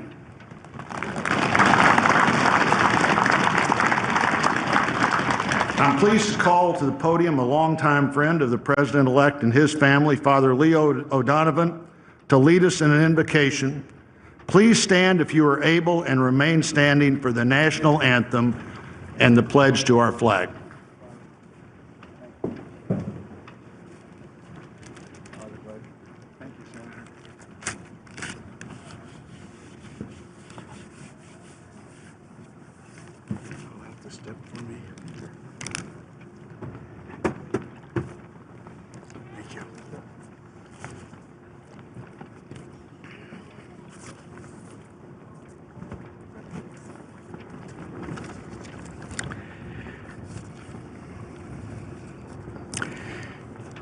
Gracious and merciful God, at this sacred time we come before you in need, indeed on our knees. But we come still more with hope and with our eyes raised anew to the vision of a more perfect union in our land, a union of all our citizens to promote the general welfare and secure the blessings of liberty to ourselves and our posterity. We are a people of many races, creeds, and colors, national backgrounds, cultures, and styles, now far more numerous and on land much vaster than when Archbishop John Carroll wrote his prayer for the inauguration of George Washington 232 years ago. Archbishop Carroll prayed that you, O Creator of all, would assist with your Holy Spirit of counsel and fortitude the President of these United States, that his administration may be conducted in righteousness and be eminently useful to your people. Today we confess our past failures to live according to our vision of equality, inclusion, and freedom for all. Yet we resolutely commit still more now to renewing the vision, to caring for one another in word and deed, especially the least fortunate among us, and so becoming a light for the world. There is a power in each and every one of us that lives by turning to every other one of us, a thrust of the Spirit to cherish and care and stand by others, and above all, those most in need. It is called love, and its path is to give ever more of itself. Today, it is called American patriotism, born not of power and privilege, but of care for the common good, with malice toward none and with charity for all. For our new president, we beg of you the wisdom Solomon sought when he knelt before you and prayed for an understanding heart so that I can govern your people and know the difference between right and wrong. We trust in the counsel of the letter of James. If any of you lacks wisdom, you should ask God, who gives generously to all without finding fault, and it will be given to you. Pope Francis has reminded us how important it is to dream together. By ourselves, he wrote, we risk seeing mirages, things that are not there. Dreams, on the other hand, are built together. Be with us, holy mystery of love, as we dream together. Help us under our new president to reconcile the people of our land, restore our dream and invest it with peace and justice and the joy that is the overflow of love. To the glory of your name, forever, amen.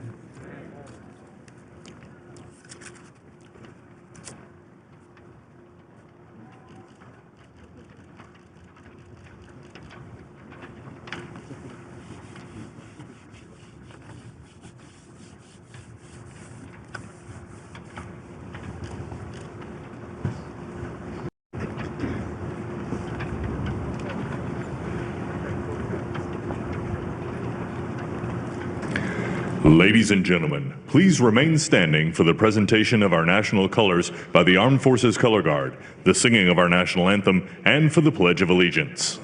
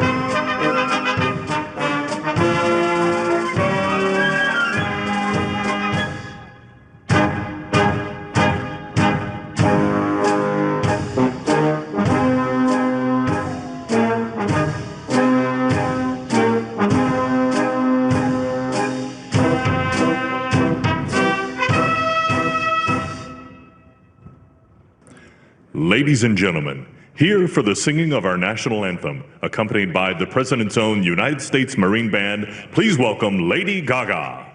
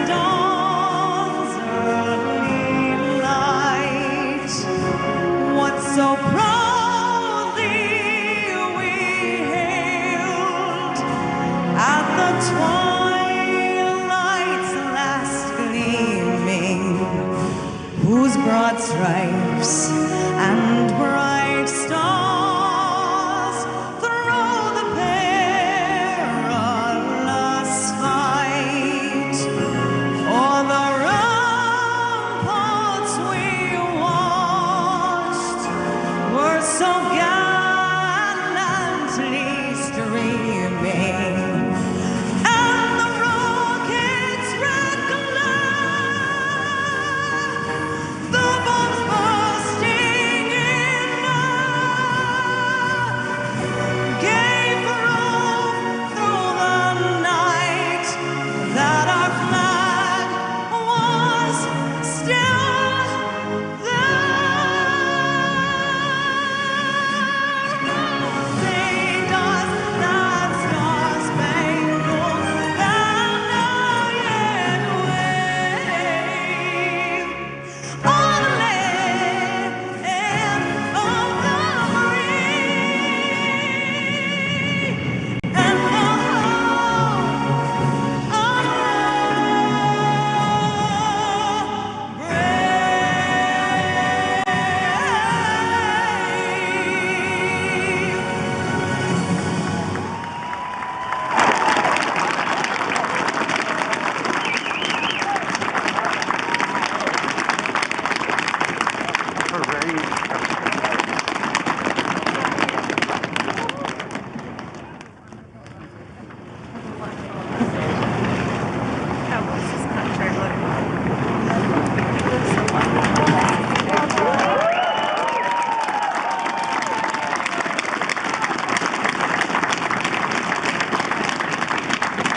Ladies and gentlemen, please welcome from the City of South Fulton, Georgia Fire and Rescue Department, President of the International Association of Firefighters, Local 3920, Fire Captain Andrea M. Hall, for the reciting of the Pledge of Allegiance.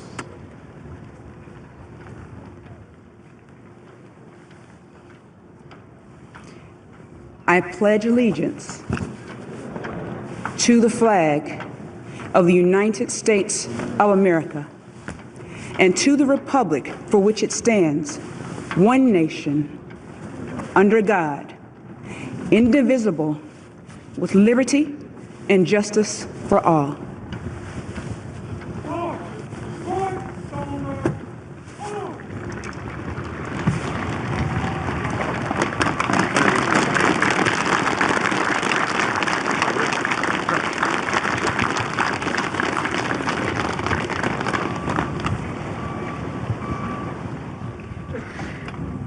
What you are all about to be part of, America, is a historic moment of firsts.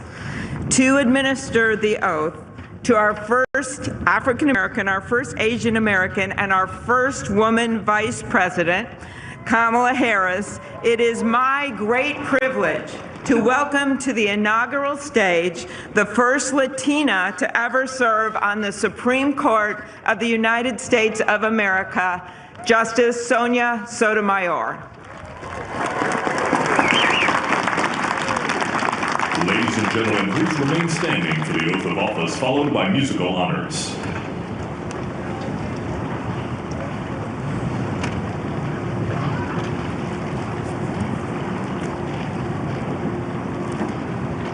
Please raise your right hand and repeat after me.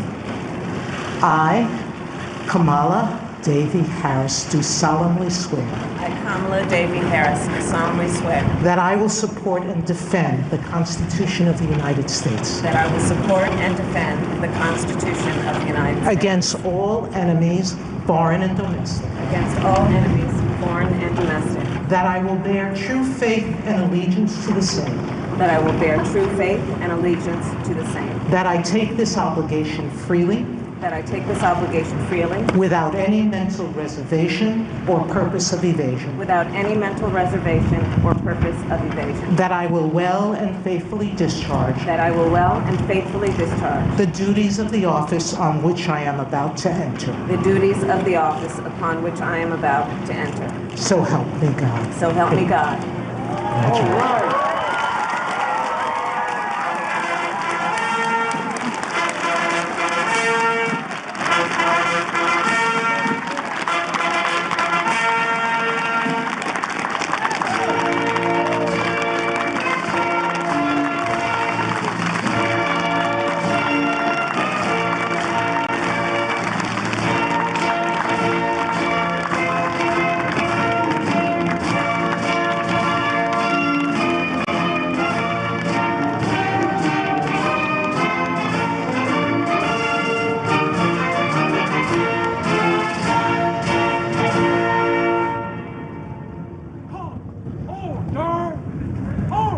Ladies and gentlemen, please be seated.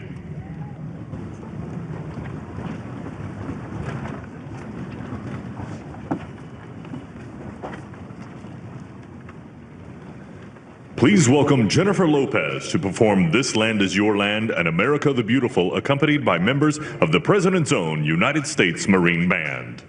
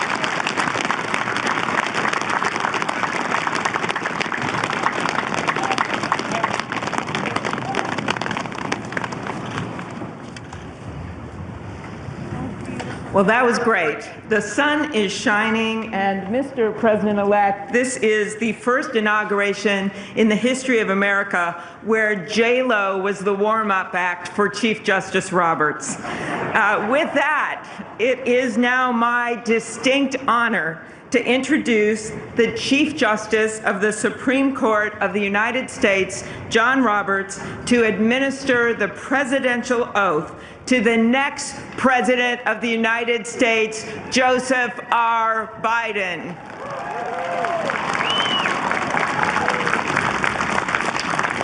Ladies and gentlemen, please stand for the oath of office, followed by musical honors.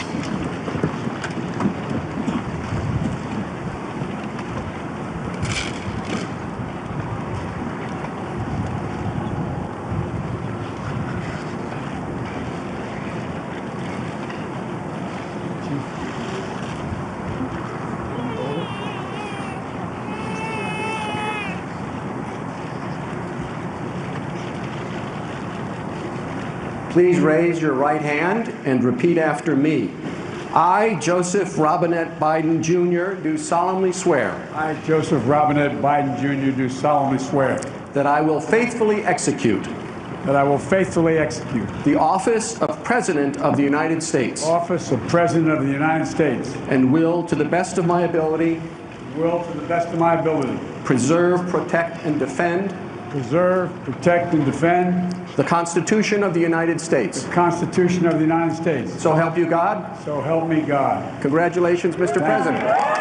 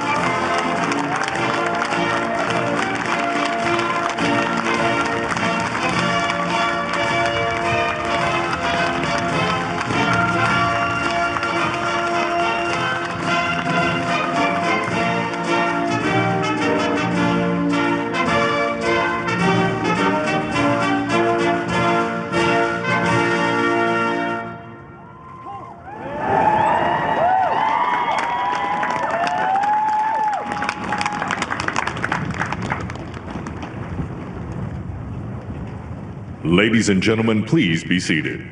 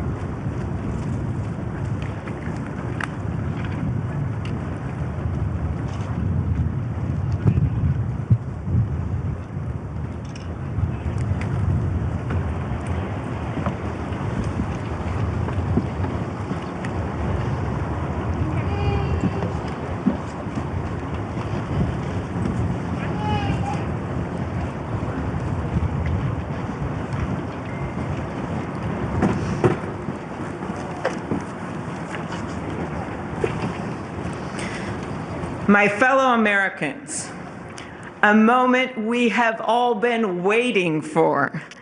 It is now my great privilege and high honor to be the first person to officially introduce the 46th President of the United States, Joseph R. Biden, Jr.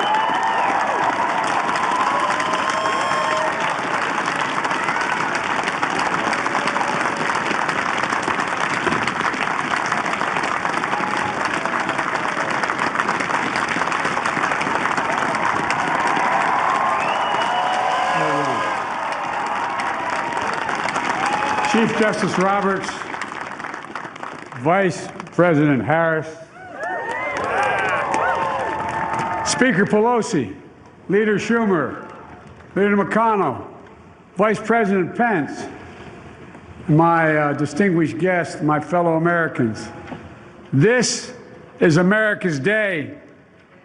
This is democracy's day, a day of history and hope, of renewal and resolve. Through a crucible for the ages, America has been tested anew, and America has risen to the challenge. Today, we celebrate the triumph not of a candidate, but of a cause, the cause of democracy. The people, the will of the people has been heard, and the will of the people has been heeded. We've learned again that democracy is precious. Democracy is fragile. And at this hour, my friends, democracy has prevailed. So now, On this hallowed ground where just a few days ago, violence sought to shake the Capitol's very foundation, we come together as one nation, under God, indivisible, to carry out the peaceful transfer of power as we have for more than 2 centuries. As we look ahead in our uniquely American way, restless, bold, optimistic, and set our sights on the nation we know we can be and we must be. I thank my predecessors of both parties for their presence here today. I thank them from the bottom of my heart. And I know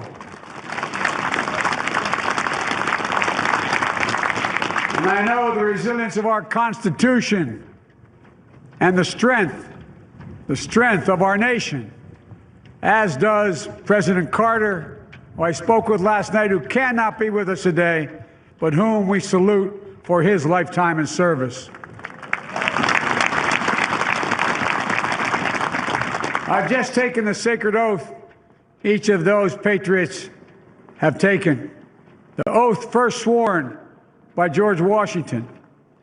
But the American story depends not on any one of us, not on some of us, but on all of us, on we the people who seek a more perfect union. This is a great nation. We are good people. And over the centuries, through storm and strife, in peace and in war, we've come so far, but we still have far to go. We'll press forward with speed and urgency, for we have much to do in this winter of peril and significant possibilities. Much to repair, much to restore, much to heal, much to build, and much to gain. Few people in our nation's history have been more challenged or found a time more challenging or difficult than the time we're in now. Once-in-a-century virus that silently stalks the country has taken as many lives in 1 year as America lost in all of World War II. Millions of jobs have been lost. Hundreds of thousands of businesses closed. A cry for racial justice, some 400 years in the making, moves us. The dream of justice for all will be deferred no longer. A cry for survival comes from the planet itself. A cry that can't be any more desperate or any more clear. And now, a rise of political extremism, white supremacy, domestic terrorism, that we must confront and we will defeat.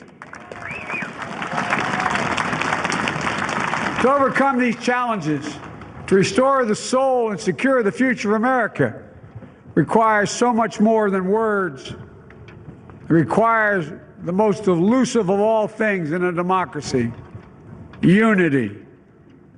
Unity. In another January, on New Year's Day in 1863, Abraham Lincoln signed the Emancipation Proclamation. When he put pen to paper, the president said, and I quote, "If my name ever goes down into history, it'll be for this act, and my whole soul is in it." My whole soul is in it. Today, on this January day, my whole soul is in this. Bringing America together, uniting our people, uniting our nation. And I ask every American to join me in this cause.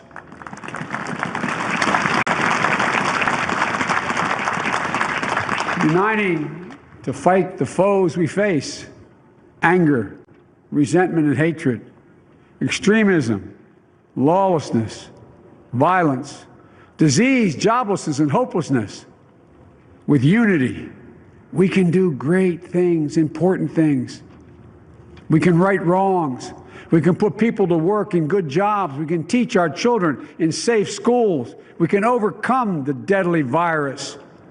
We can reward work and rebuild the middle class and make health care secure for all. We can deliver racial justice, and we can make America once again the leading force for good in the world. I know speaking of unity can sound to some like a foolish fantasy these days.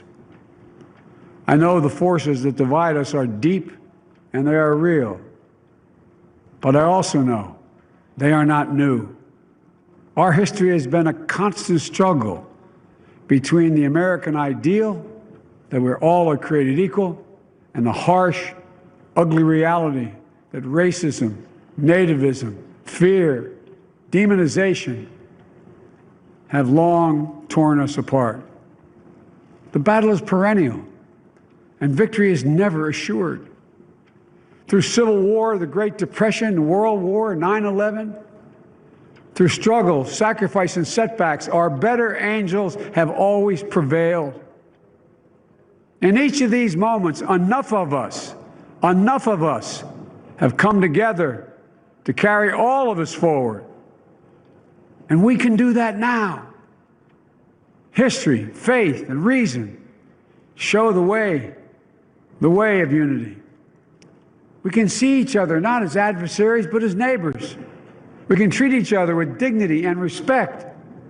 We can join forces, stop the shouting, and lower the temperature.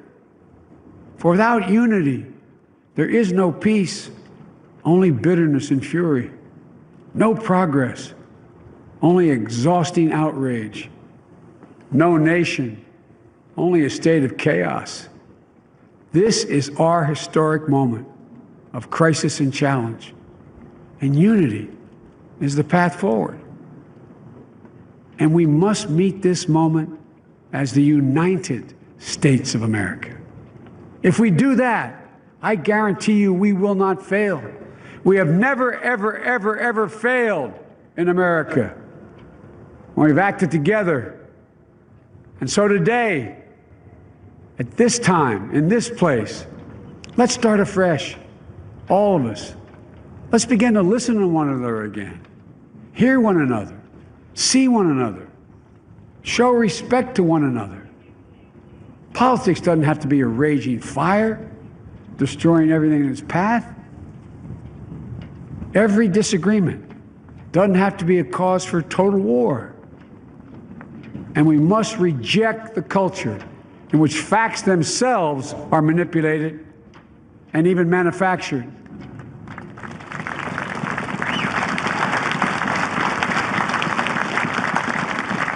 My fellow Americans, we have to be different than this. America has to be better than this. And I believe America is so much better than this. Just look around. Here we stand in the shadow of the Capitol Dome, as was mentioned earlier, completed amid the Civil War, when the Union itself was literally hanging in the balance. Yet we endured. We prevailed.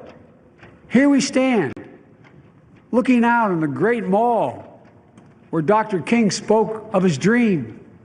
Here we stand where 108 years ago, at another inaugural, thousands of protesters tried to block brave women marching for the right to vote. And today, we mark the swearing in of the first woman in American history elected to national office, Vice President Kamala Harris. Don't tell me things can't change.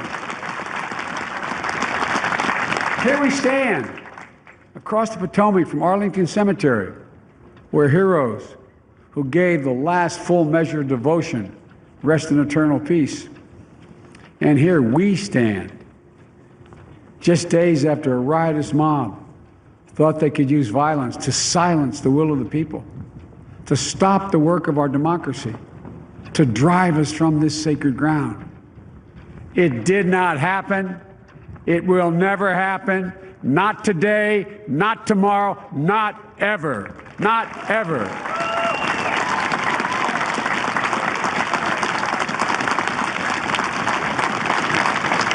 To all those who supported our campaign, I'm humbled by the faith you've placed in us. To all those who did not support us, let me say this. Hear me out as we move forward. Take a measure of me and my heart. If you still disagree, so be it. That's democracy. That's America. The right to dissent peaceably, within the guardrails of our republic is perhaps this nation's greatest strength. Yet hear me clearly. Disagreement must not lead to disunion. And I pledge this to you. I will be a president for all Americans. All Americans. And I promise you, I will fight as hard for those who did not support me as for those who did.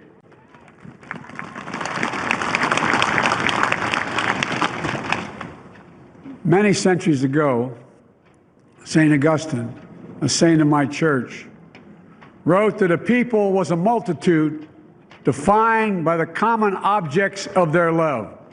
Defined by the common objects of their love. What are the common objects we as Americans love that define us as Americans?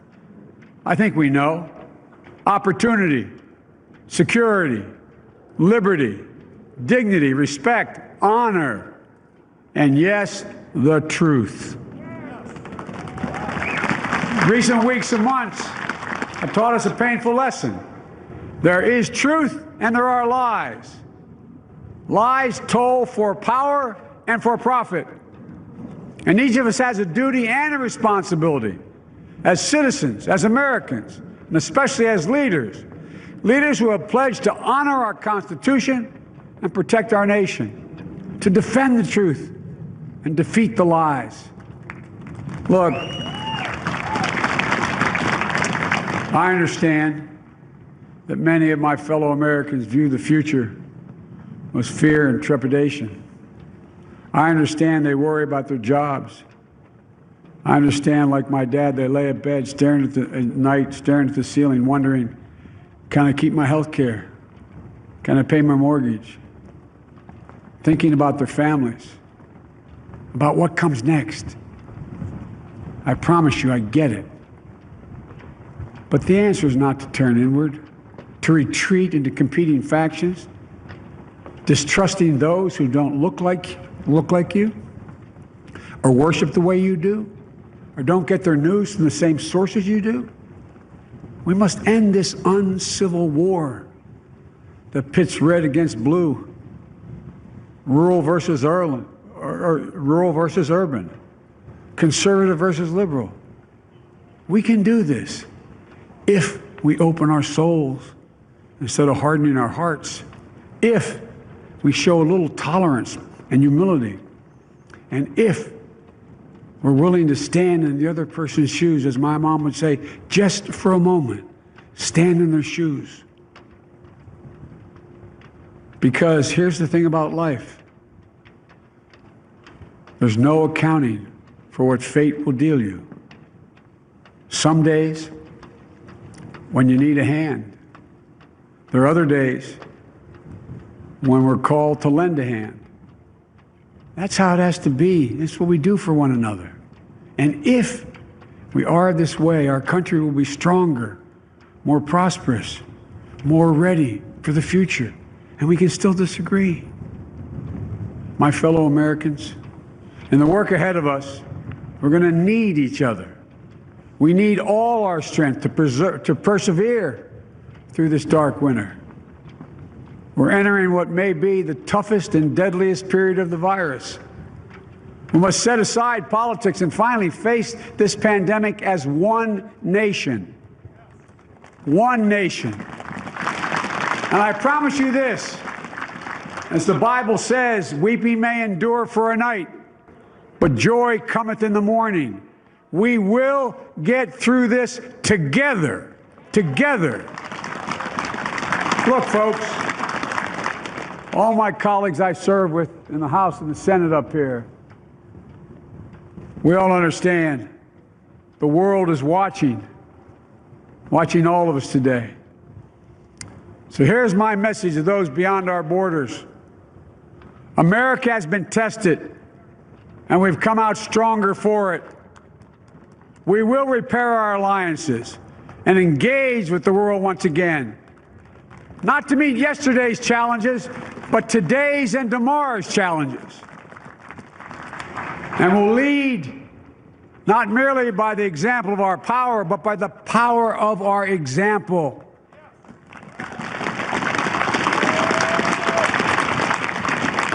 We'll be a strong and trusted partner for peace, progress, and security. Look, you all know we've been through so much in this nation. And my first act as president, I'd like to ask you to join me in a moment of silent prayer. Remember all those who we lost in this past year to the pandemic.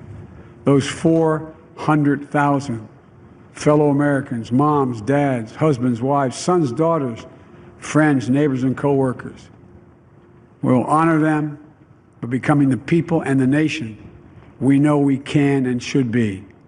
So I ask you, let's say a silent prayer for those who've lost their lives and those left behind, and for our country.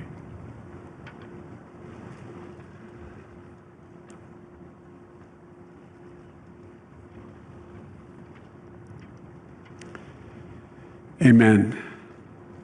Folks, this is a time of testing. We face an attack on our democracy and on truth, a raging virus, growing inequity, the sting of systemic racism, a climate in crisis, America's role in the world. Any one of these would be enough to challenge us in profound ways. But the fact is, we face them all at once, presenting this nation with one of the gravest responsibilities we've had. Now we're going to be tested. Are we going to step up, all of us? It's time for boldness, for there is so much to do. And this is certain. I promise you, we will be judged, you and I, by how we resolve these cascading crises of our era. We will rise to the occasion is the question. Will we master this rare and difficult hour? Will we meet our obligations and pass along a new and better world to our children? I believe we must. I'm sure you do as well. I believe we will. And when we do, we'll write the next great chapter in the history of the United States of America, the American story. A story that might sound something like a song that means a lot to me. It's called American Anthem. There's one verse that stands out, at least for me, and it goes like this. The work and prayers of century have brought us to this day. What shall be our legacy? What will our children say? Let me know in my heart when my days are through. America, America, I gave my best to you. Let's us add our own work and prayers to the unfolding story of our great nation. If we do this, then when our days are through, our children and our children's children will say of us, they gave their best, they did their duty, they healed a broken land. My fellow Americans, I close the day where I began, with the sacred oath. Before God and all of you, I give you my word. I will always level with you. I will defend the Constitution. I'll defend our democracy. I'll defend America. And I'll give all of you, keep everything I do in your service, thinking not of power, but of possibilities, not of personal interest, but the public good. And together, we shall write an American story of hope, not fear, of unity, not division, of light, not darkness, a story of decency and dignity, love and healing, greatness and goodness. May this be the story that guides us, the story that inspires us, and the story that tells ages yet to come that we answered the call of history. We met the moment. Democracy and hope, truth and justice did not die on our watch but thrived. That America secured liberty at home and stood once again as a beacon to the world. That is what we owe our forebears, one another, and generation to follow. So, with purpose and resolve, we turn to those tasks of our time, sustained by faith, driven by conviction, and devoted to one another and the country we love with all our hearts. May God bless America. and may God protect our troops. Thank you, America.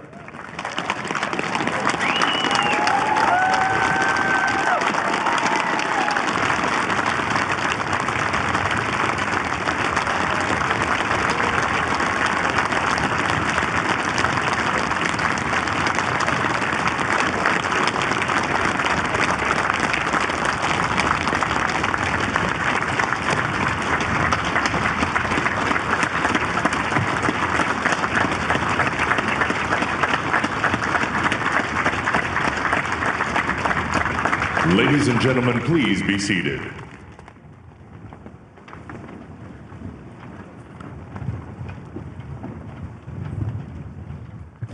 Ladies and gentlemen, please welcome Garth Brooks to perform Amazing Grace.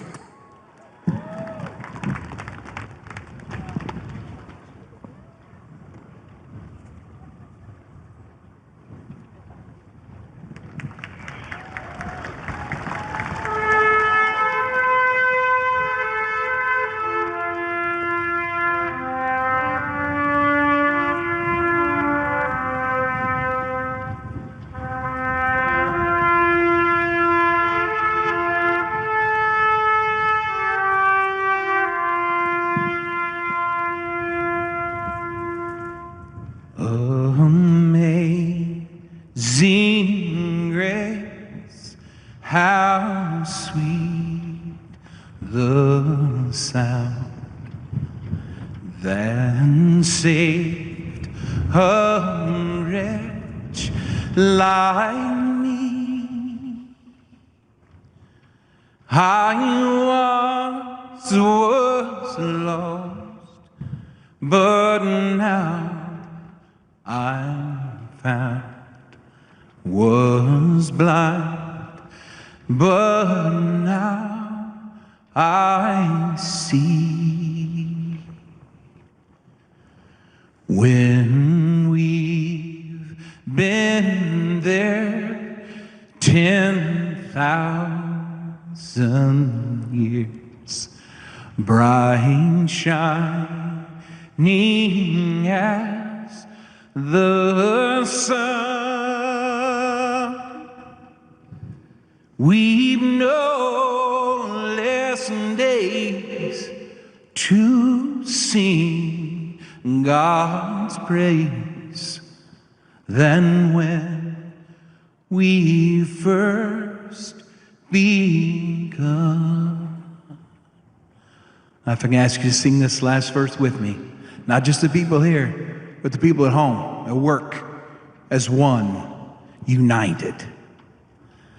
Amazing grace, how sweet the sound that saved a wretch like me. I once was lost, but now I'm found. Was blind, but now I see. Amen.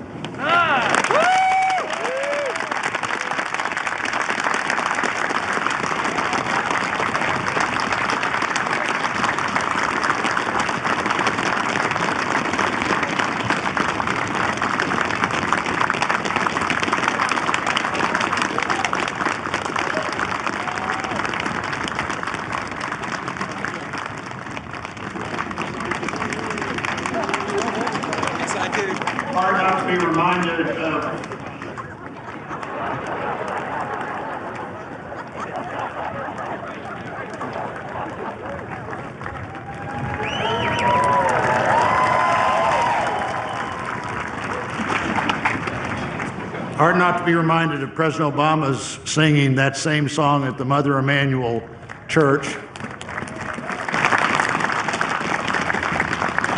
A song that in our culture is as close to both poetry and prayer as you could possibly come. And we're going to finish with those two things. Let me introduce Amanda Gorman, our nation's first ever National Poet Laureate.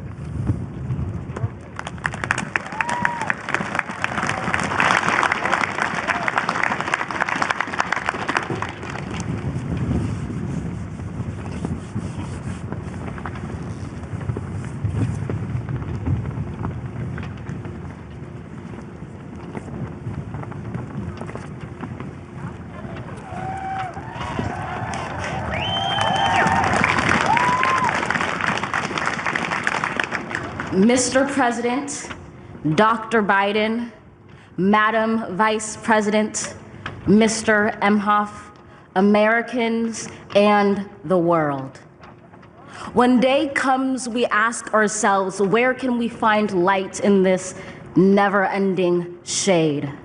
The loss we carry, a sea we must wade. We've braved the belly of the beast. We've learned that quiet isn't always peace, and the norms and notions of what just isn't always just is. And yet the dawn is ours before we knew it. Somehow we do it. Somehow we've weathered and witnessed a nation that isn't broken, but simply unfinished. We, the successors of a country and a time where a skinny black girl descended from slaves and raised by a single mother can dream of becoming president, only to find herself reciting for one. And yes, we are far from polished, far from pristine, but that doesn't mean we are striving to form a union that is perfect. We are striving to forge our union with purpose, to compose a country committed to all cultures, colors, characters, and conditions of man. And so we lift our gazes not to what stands between us, but what stands before us. We close the divide because we know to put our future first, we must first put our differences aside. We lay down our arms so we can reach out our arms to one another. We seek harm to none and harmony for all. Let the globe, if nothing else, say this is true. That even as we grieved, we grew. That even as we hurt, we hoped. That even as we tired, we tried. That we'll forever be tied together, victorious. Not because we will never again know defeat, but because we will never again sow division. Scripture tells us to envision that everyone shall sit under their own vine and fig tree, and no one shall make them afraid. If we're to live up to our own time, then victory won't lie in the blade, but in all the bridges we've made. That is the promise to glade, the hill we climb, if only we dare it, because being American is more than a pride we inherit. It's the past we step into and how we repair it. We've seen a force that would shatter our nation rather than share it, would destroy our country if it meant delaying democracy. And this effort very nearly succeeded.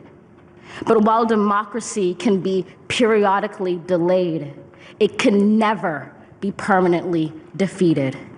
In this truth, in this faith we trust, for while we have our eyes on the future, history has its eyes on us. This is the era of just redemption. We feared it at its inception. We did not feel prepared to be the heirs of such a terrifying hour, but within it we found the power to author a new chapter, to offer hope and laughter to ourselves. So, while once we asked, how could we possibly prevail over catastrophe? Now we assert, how could catastrophe possibly prevail over us? We will not march back to what was, but move to what shall be, a country that is bruised but whole, benevolent but bold, fierce and free.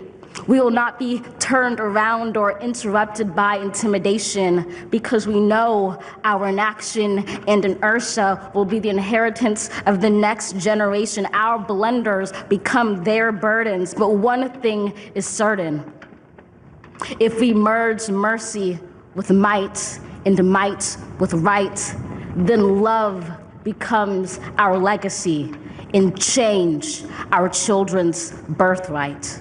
So let us leave behind a country better than the one we were left. With every breath from my bronze-pounded chest, we will raise this wounded world into a wondrous one. We will rise from the gold-limbed hills of the West. We will rise from the wind-swept Northeast, where our forefathers first realized revolution. We will rise from the lake-rimmed cities of the Midwestern states. We will rise from the sun-baked South. We will rebuild, reconcile, and recover in every known nook of our nation, in every corner called our country. Our people, diverse and beautiful, will emerge battered and beautiful. When day comes, we step out of the shade of flame and unafraid. The new dawn blooms as we free it. For there is always light, if only we're brave enough to see it, if only we're brave enough to be it.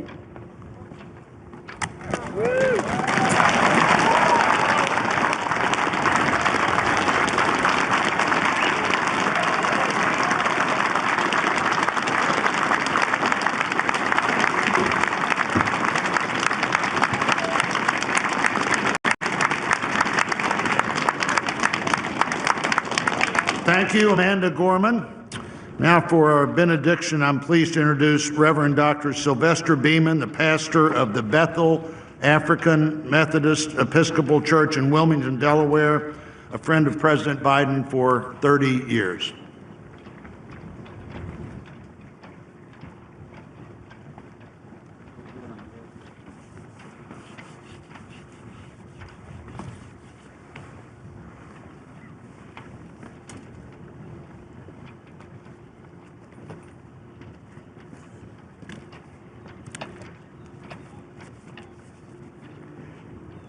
As a nation and people of faith gathered in this historical moment, let us unite in prayer.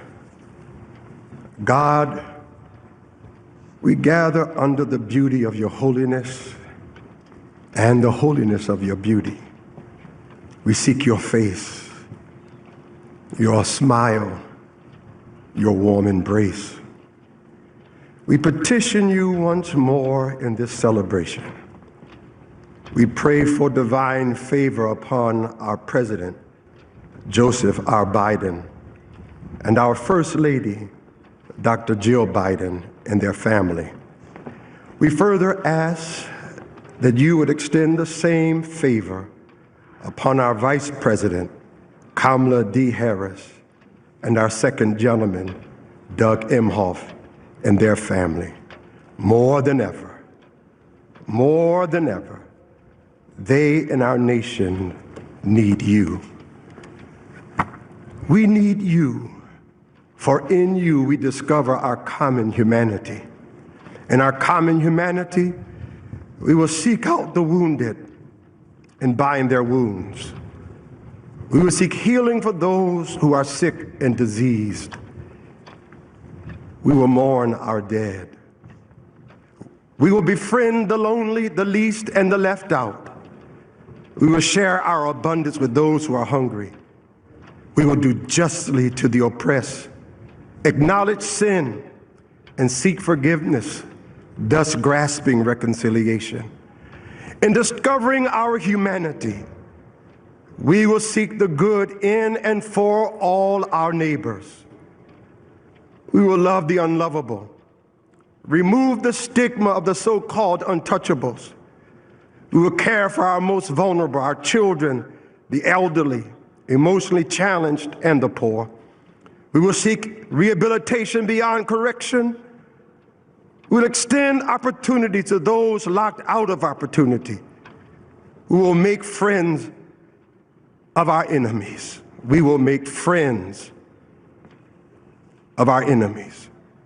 People, your people, shall no longer raise up weapons against one another. We will rather use our resources for the national good and become a beacon of life and goodwill to the world. And neither shall we learn hatred anymore.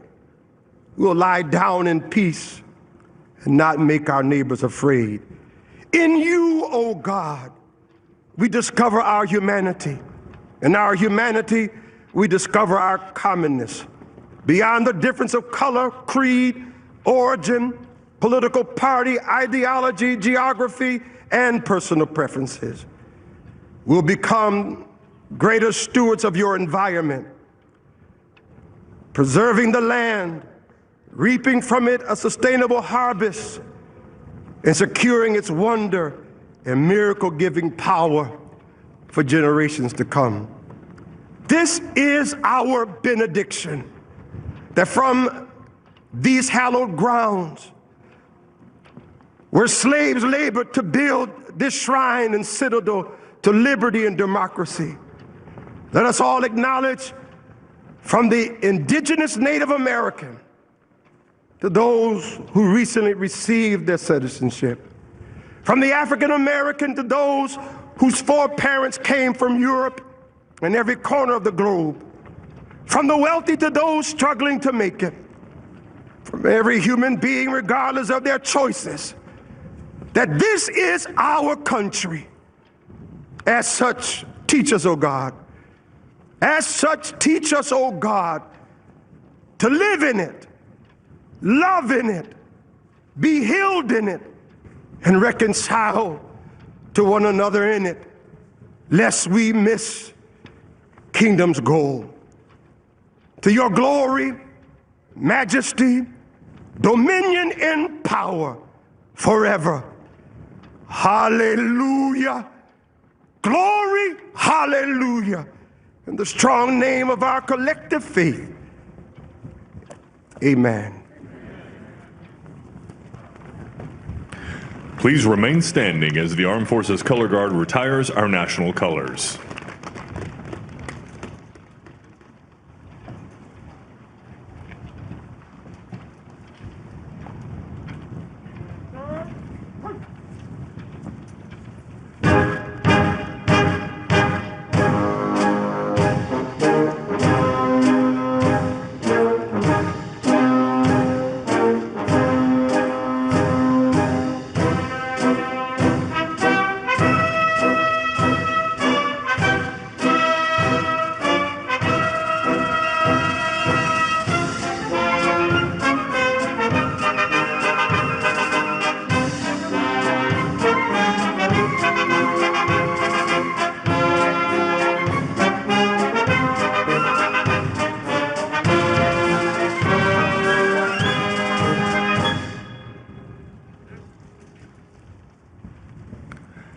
Ladies and gentlemen, please be seated and remain in your seats while the President and official party depart the platform.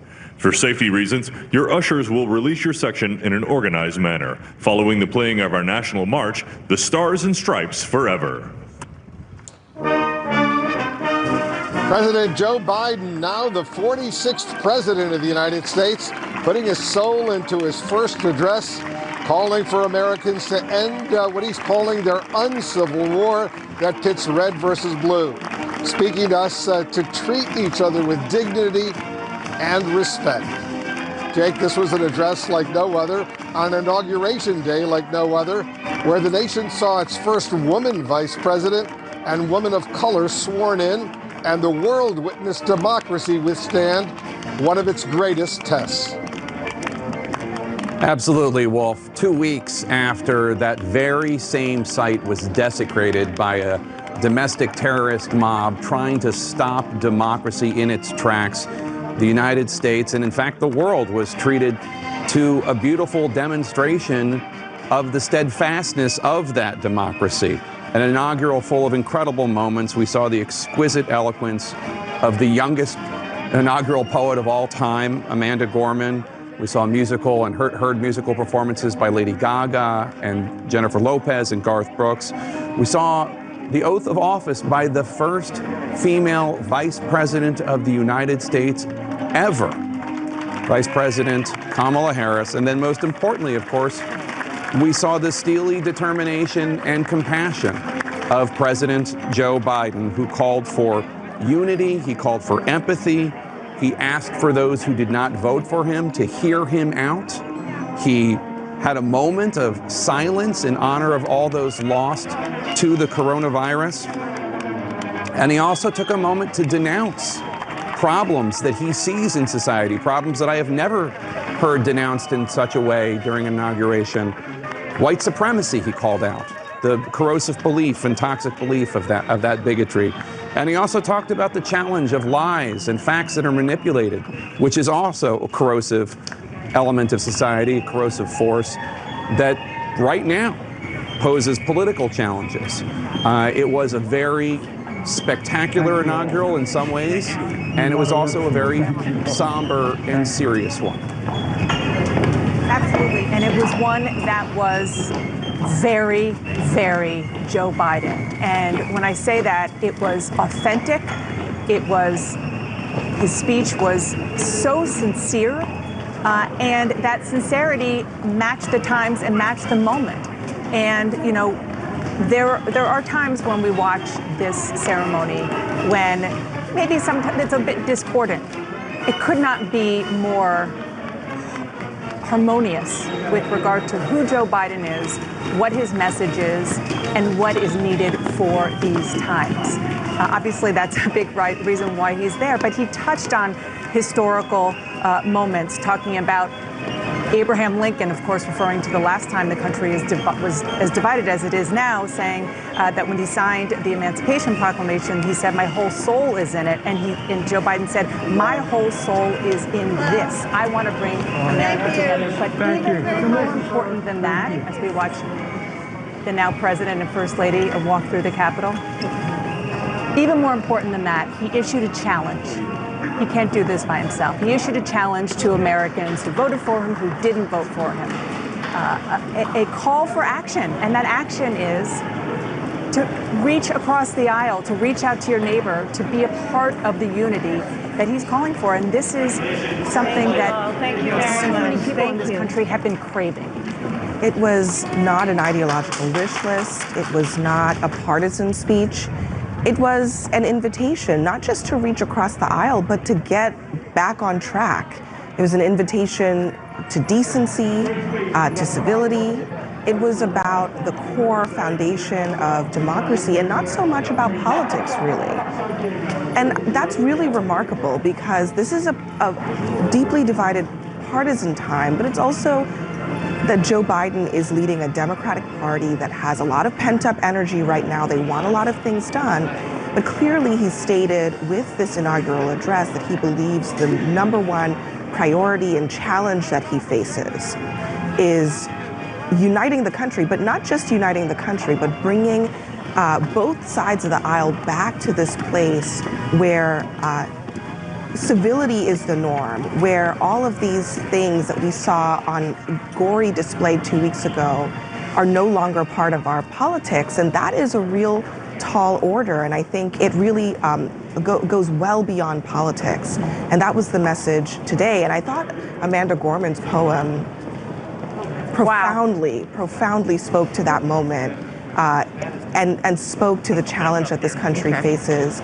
The combination of those two, the president's address and also that inaugural poem, I think, was a very powerful statement about where we are as a country, but where I think we need to go potentially in order to get back to a place where, you know, white supremacy, racism, these awful things that exploded onto the scene can be put back into their corners or even eradicated from our society. And Anderson, I think if there's one line in the poem, in the inaugural address that sums it all up, he quotes Abraham Lincoln after signing the Emancipation Proclamation and says, "My whole soul is in it." That's what Lincoln said. Today on this January day, my whole soul is in this, bringing America together, uniting our people, uniting our nation. Anderson? We're just watching former President Obama speaking with Hillary Clinton, former Secretary of State in the Obama administration. Evan Osnos, you've heard a lot of Biden speeches. What did you make of what you heard today? Well, this is a direct outgrowth of the life and the politics he has practiced for so long. What you heard him say was, democracy is fragile, democracy is precious. And in a sense, Joe Biden's life has been about the recognition that things are fragile, things we care about, the people we care about, the lives that matter to us in our families and in this country. And he said, history, faith, and reason will show the way. You know, those have been the guiding lights for him in his life, and to think that we have to announce the importance of reason today is a reminder of just how fragile that is in our society. And then he also, of course, laid this challenge before us, I think, as Dana said, not only to say, hear me out, give me a chance, but also to all of us when he said, don't tell me things can't change. And that gets to that basic, fundamental optimism that he has, where he says, look, this was a frank speech about the problems facing us. It is, about through a dark winter, as he described it, at a broken land. But don't tell me things can't change. And that right there is the idea that it is upon all of our shoulders if we're going to permit the idea that things can get better. President Obama, Lady Gaga just talking. Van Jones, Biden spoke a lot, President Biden spoke a lot about truth and about facts and lies. You know, he spoke from the depth of his soul, and we needed this. You know, that was beautiful. You know, beauty heals. Beauty heals. There was not one part of that that wasn't just medicine in the wound. And if you have any doubt that one person can make a difference, that one person's voice, one person's commitment, one person's bedrock faith can be the pivot point for a nation, just watch that speech again and look at how the country responds. You know, I also just want to point out, having Kamala Harris, put her hand on that Bible. There have been 92 people who put their hands on a Bible, 44 presidents, 48 vice presidents. Never a female hand has touched that Bible, and only 2 people of color. And so that shows you something about Joe Biden, him picking her, helping to make history, move stuff along. And he talked about that all those young people were protesting and all those young people out there who were registering voters. He said there's a cry for racial justice 400 years in the making, honoring them. So you have a president that can bring in all these young people, can lift up these people of color who are suffering, and still reach out to everybody else. And I thought it was just an extraordinary, beautiful moment for this country, and it was needed today. This speech was pure Joe Biden. And the people who wrote it with him have worked for him for decades and know him pretty well. And there was one line that really struck me, because it could have been a line that you received from your father, your mother. He said, here's the thing about life. There's no accounting what fate will deal you. And from that, we understand what fate dealt Joe Biden and how he overcame all of that tragedy in his life. And in a way today, by being so optimistic and saying to us, we must end this uncivil war, here is a man who gave Americans permission to feel good about who we are and what we can become again. And there is, that is something we've heard from Joe Biden over the years, during the campaign. And then there was a moment at the beginning of the inaugural speech that was also pure Biden, where he made a reference to Seamus Heaney, his favorite Irish poet. And he said, this is America's day, history and hope. And what the poem he is talking about says, that the longed-for tidal wave of justice can rise up, and hope and history can rhyme. And I think that's how he sees this moment for himself, a moment of hope and a moment of history. It's interesting to see, which is Hillary Clinton, Lady Gaga, we're seeing Bill Clinton, J.Lo speaking with the Obamas. There's Nancy Pelosi, David Axelrod. Yeah, as someone who, I worked with him for several years in the White House, in the campaign before the White House, and so much of what I heard is so familiar to me. That speech was written within the 4 corners of who Joe Biden is. And who Joe Biden is what the country needs right now. Decency, empathy, the things that he emphasized there. I was also interested in that he said every disagreement does not have to be the cause for war. And I think he was not just addressing the country, but his colleagues sitting behind him. And I noticed that he addressed them and said, all my colleagues, we all understand the world is watching. He also said we must end this uncivil war. Yes. And I think there was a real, not everybody is going to receive this speech the way he intended.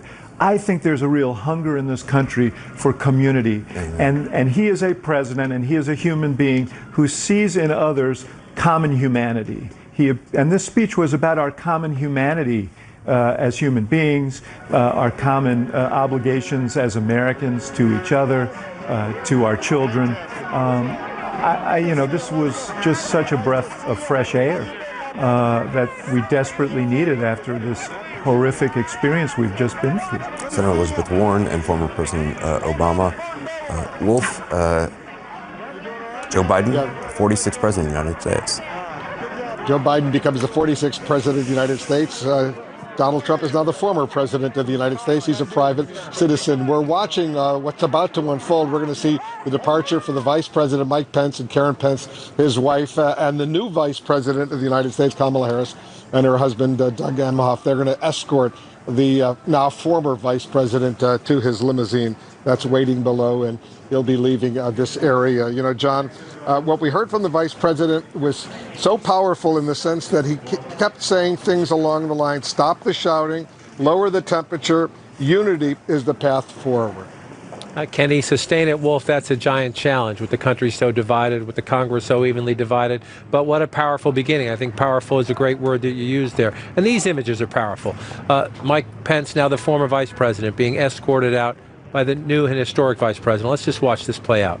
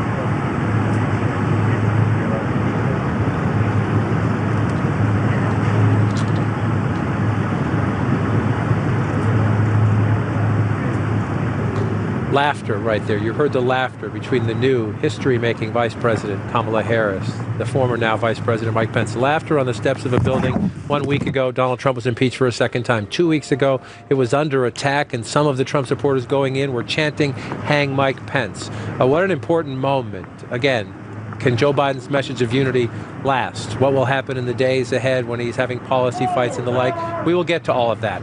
Today is so important in this changing of the guard, and for Democrats watching who may not have a great view of Mike Pence, in the end, he decided it was important to do the right thing. This would traditionally be Donald Trump and Joe Biden walking down those steps. Joe Biden saying thank you and farewell to the former president. Donald Trump, for whatever reason, you can insert your own, decided he did not be here. He disrespected tradition, disrespected norms. So instead we see the new vice president, again a history-making vice president, saying farewell, thank you, and sharing a laugh, Wolf, with Mike Pence. Again, after the past 4 years of partisan divide, after the wave, you see the wave there. As Jake noted earlier, it's just a little more than a week ago, Mike Pence was still trying to support the president's case that there was fraud in the election. Whatever. We can again litigate that another day. On this day, and in recent days, he has decided to do the right thing. And here you see just the passing of the torch. It's not the image we're supposed to be seeing. This should be former President Trump getting onto a helicopter to leave town. But he decided he did not want to be part of this great American tradition. Mike Pence came. You see the wave there. Part of what the new president, Joe Biden, is trying to signal that, yes, we're in the middle of these colliding crises, the pandemic, a struggling economy, the political divide. 2 weeks ago today, an attempted insurrection. But can we try? Can we just try to talk to each other, to respect each other, to work out our differences politely? Again, the history there, too, of Kamala Harris, first woman of color as Vice President of the United States, a very important part. What an amazing picture on this powerful day. It was part of the theme that the President of the United States, President Biden, set, which is basically when he said, "We will get through this together." And then he repeated a line he has often said, and there we see the vice president and her husband, Doug Emhoff, walking back up these stairs. But he said, "I will fight as hard for those who didn't support me as those who did." Very important effort to try to reestablish some sort of unity in this country, Jake. It's going to be difficult. There's no doubt about that. Absolutely. And what could have been a more beautiful demonstration of the idea of hope and a new era of turning a page from a period in this country that was dark and desperate for so many people because of the coronavirus, because of divisions in this country, because of white supremacist violence, because of the violence we saw 2 weeks ago. Then the youngest inaugural poet ever, Amanda Gorman, who is either 22 or 23, we're not quite sure, and just summed up with emotion and beautiful eloquence the idea of what this country came close to losing a couple weeks ago. It's not easy to write an inaugural poem, but she not only did, but she and delivered it with tremendous poise and grace, but she also, it was incredibly relevant and timely. And it was timely because, according to the New York Times, she was about halfway through it when January 6th happened at the Capitol, and finished the poem that night, inspired or perhaps propelled by what she saw. And there was a line in the poem, "We've seen a force that would shatter our nation rather than share it, would destroy our country if it meant delaying democracy." So much of the poem was directly relevant to what we all experienced 2 weeks ago. And for a 22-year-old to capture that and capture all of the history and the meaning of what our democracy should mean, I think was really extraordinary to see. She's from Los Angeles, has ties to California, like the now Vice President of the United States, and my alma mater, Harvard University. But she's clearly a brilliant wordsmith, able to really capture not just the moment that we're in, but the feeling of anxiety about our democracy, but also hope about what it's supposed to be. This is hardly poetry, but she was a showstopper. You know, it was the kind of thing where she had the prose, she had the oratory, and there's Chris Coons, senator from Delaware. With Hillary Clinton leaving. The Clintons are there. Yep, so we're going to watch this as we talk about Amanda Gorman. But she really just absolutely had everybody's attention because of how fantastic she was, as I was saying, not just in how she wrote the poem, but how she delivered it. We could just sit here all day picking out some of the great lines. One is, "There is always light if only we are brave enough to see it, if only we are brave enough to be it." I mean, that line alone is just beautiful and so appropriate. And really just summed up what I think was so distressing in an existential way about what we saw 2 weeks ago. Obviously, witnessing any sort of violence is hideous. But what we saw 2 weeks ago in the same building that we are looking at right now, there's Senator Cory Booker, Democrat of New Jersey, in the same building was an attempt to undermine democracy, an attempt to steal democracy. That's what was being attempted. The domestic terrorists, the MAGA terrorists, were trying to stop the constitutional counting and certification of votes so that Donald Trump would stay as president even though he had lost the election. And her summary of that, her eloquence describing that at an event that celebrated actually the continued strength of that democracy was just beautiful. Today is also about, as several of the speakers today have mentioned, the fragility of it all. Yeah. You know, it's as Joe Biden said in his speech, democracy is precious, democracy is fragile, and at this hour, my friends, democracy has prevailed. But I think today, as we sit here and we watch this incredible ceremony just be completed, it is such a reminder that we came so close. Yeah, at this hour, democracy has prevailed. That's what's so interesting about that sentence. It jumped out at me too, Abby, which is, at this hour it prevailed. Maybe next time it won't. Yeah, and as you've pointed out repeatedly, had we had a Republican House of Representatives led by Kevin McCarthy, would we be sitting here today discussing a transfer of power, though it was not peaceful? So that is the theme so many people have brought up today. Sorry about that, Abby. I just want to point out one other thing that Amanda Gorman told NPR. She said when she was looking into how to write this, she said she studied people like Winston Churchill on ways that rhetoric has been used for good. Yeah. Ways that rhetoric has been used for good. Talk about a study in contrasts. That speaks for itself. Yeah, the challenge, of course, for President Biden and Vice President Harris, as well as those who have stood for democracy, including Majority Leader Schumer and Minority Leader McConnell, is how to deal with a political party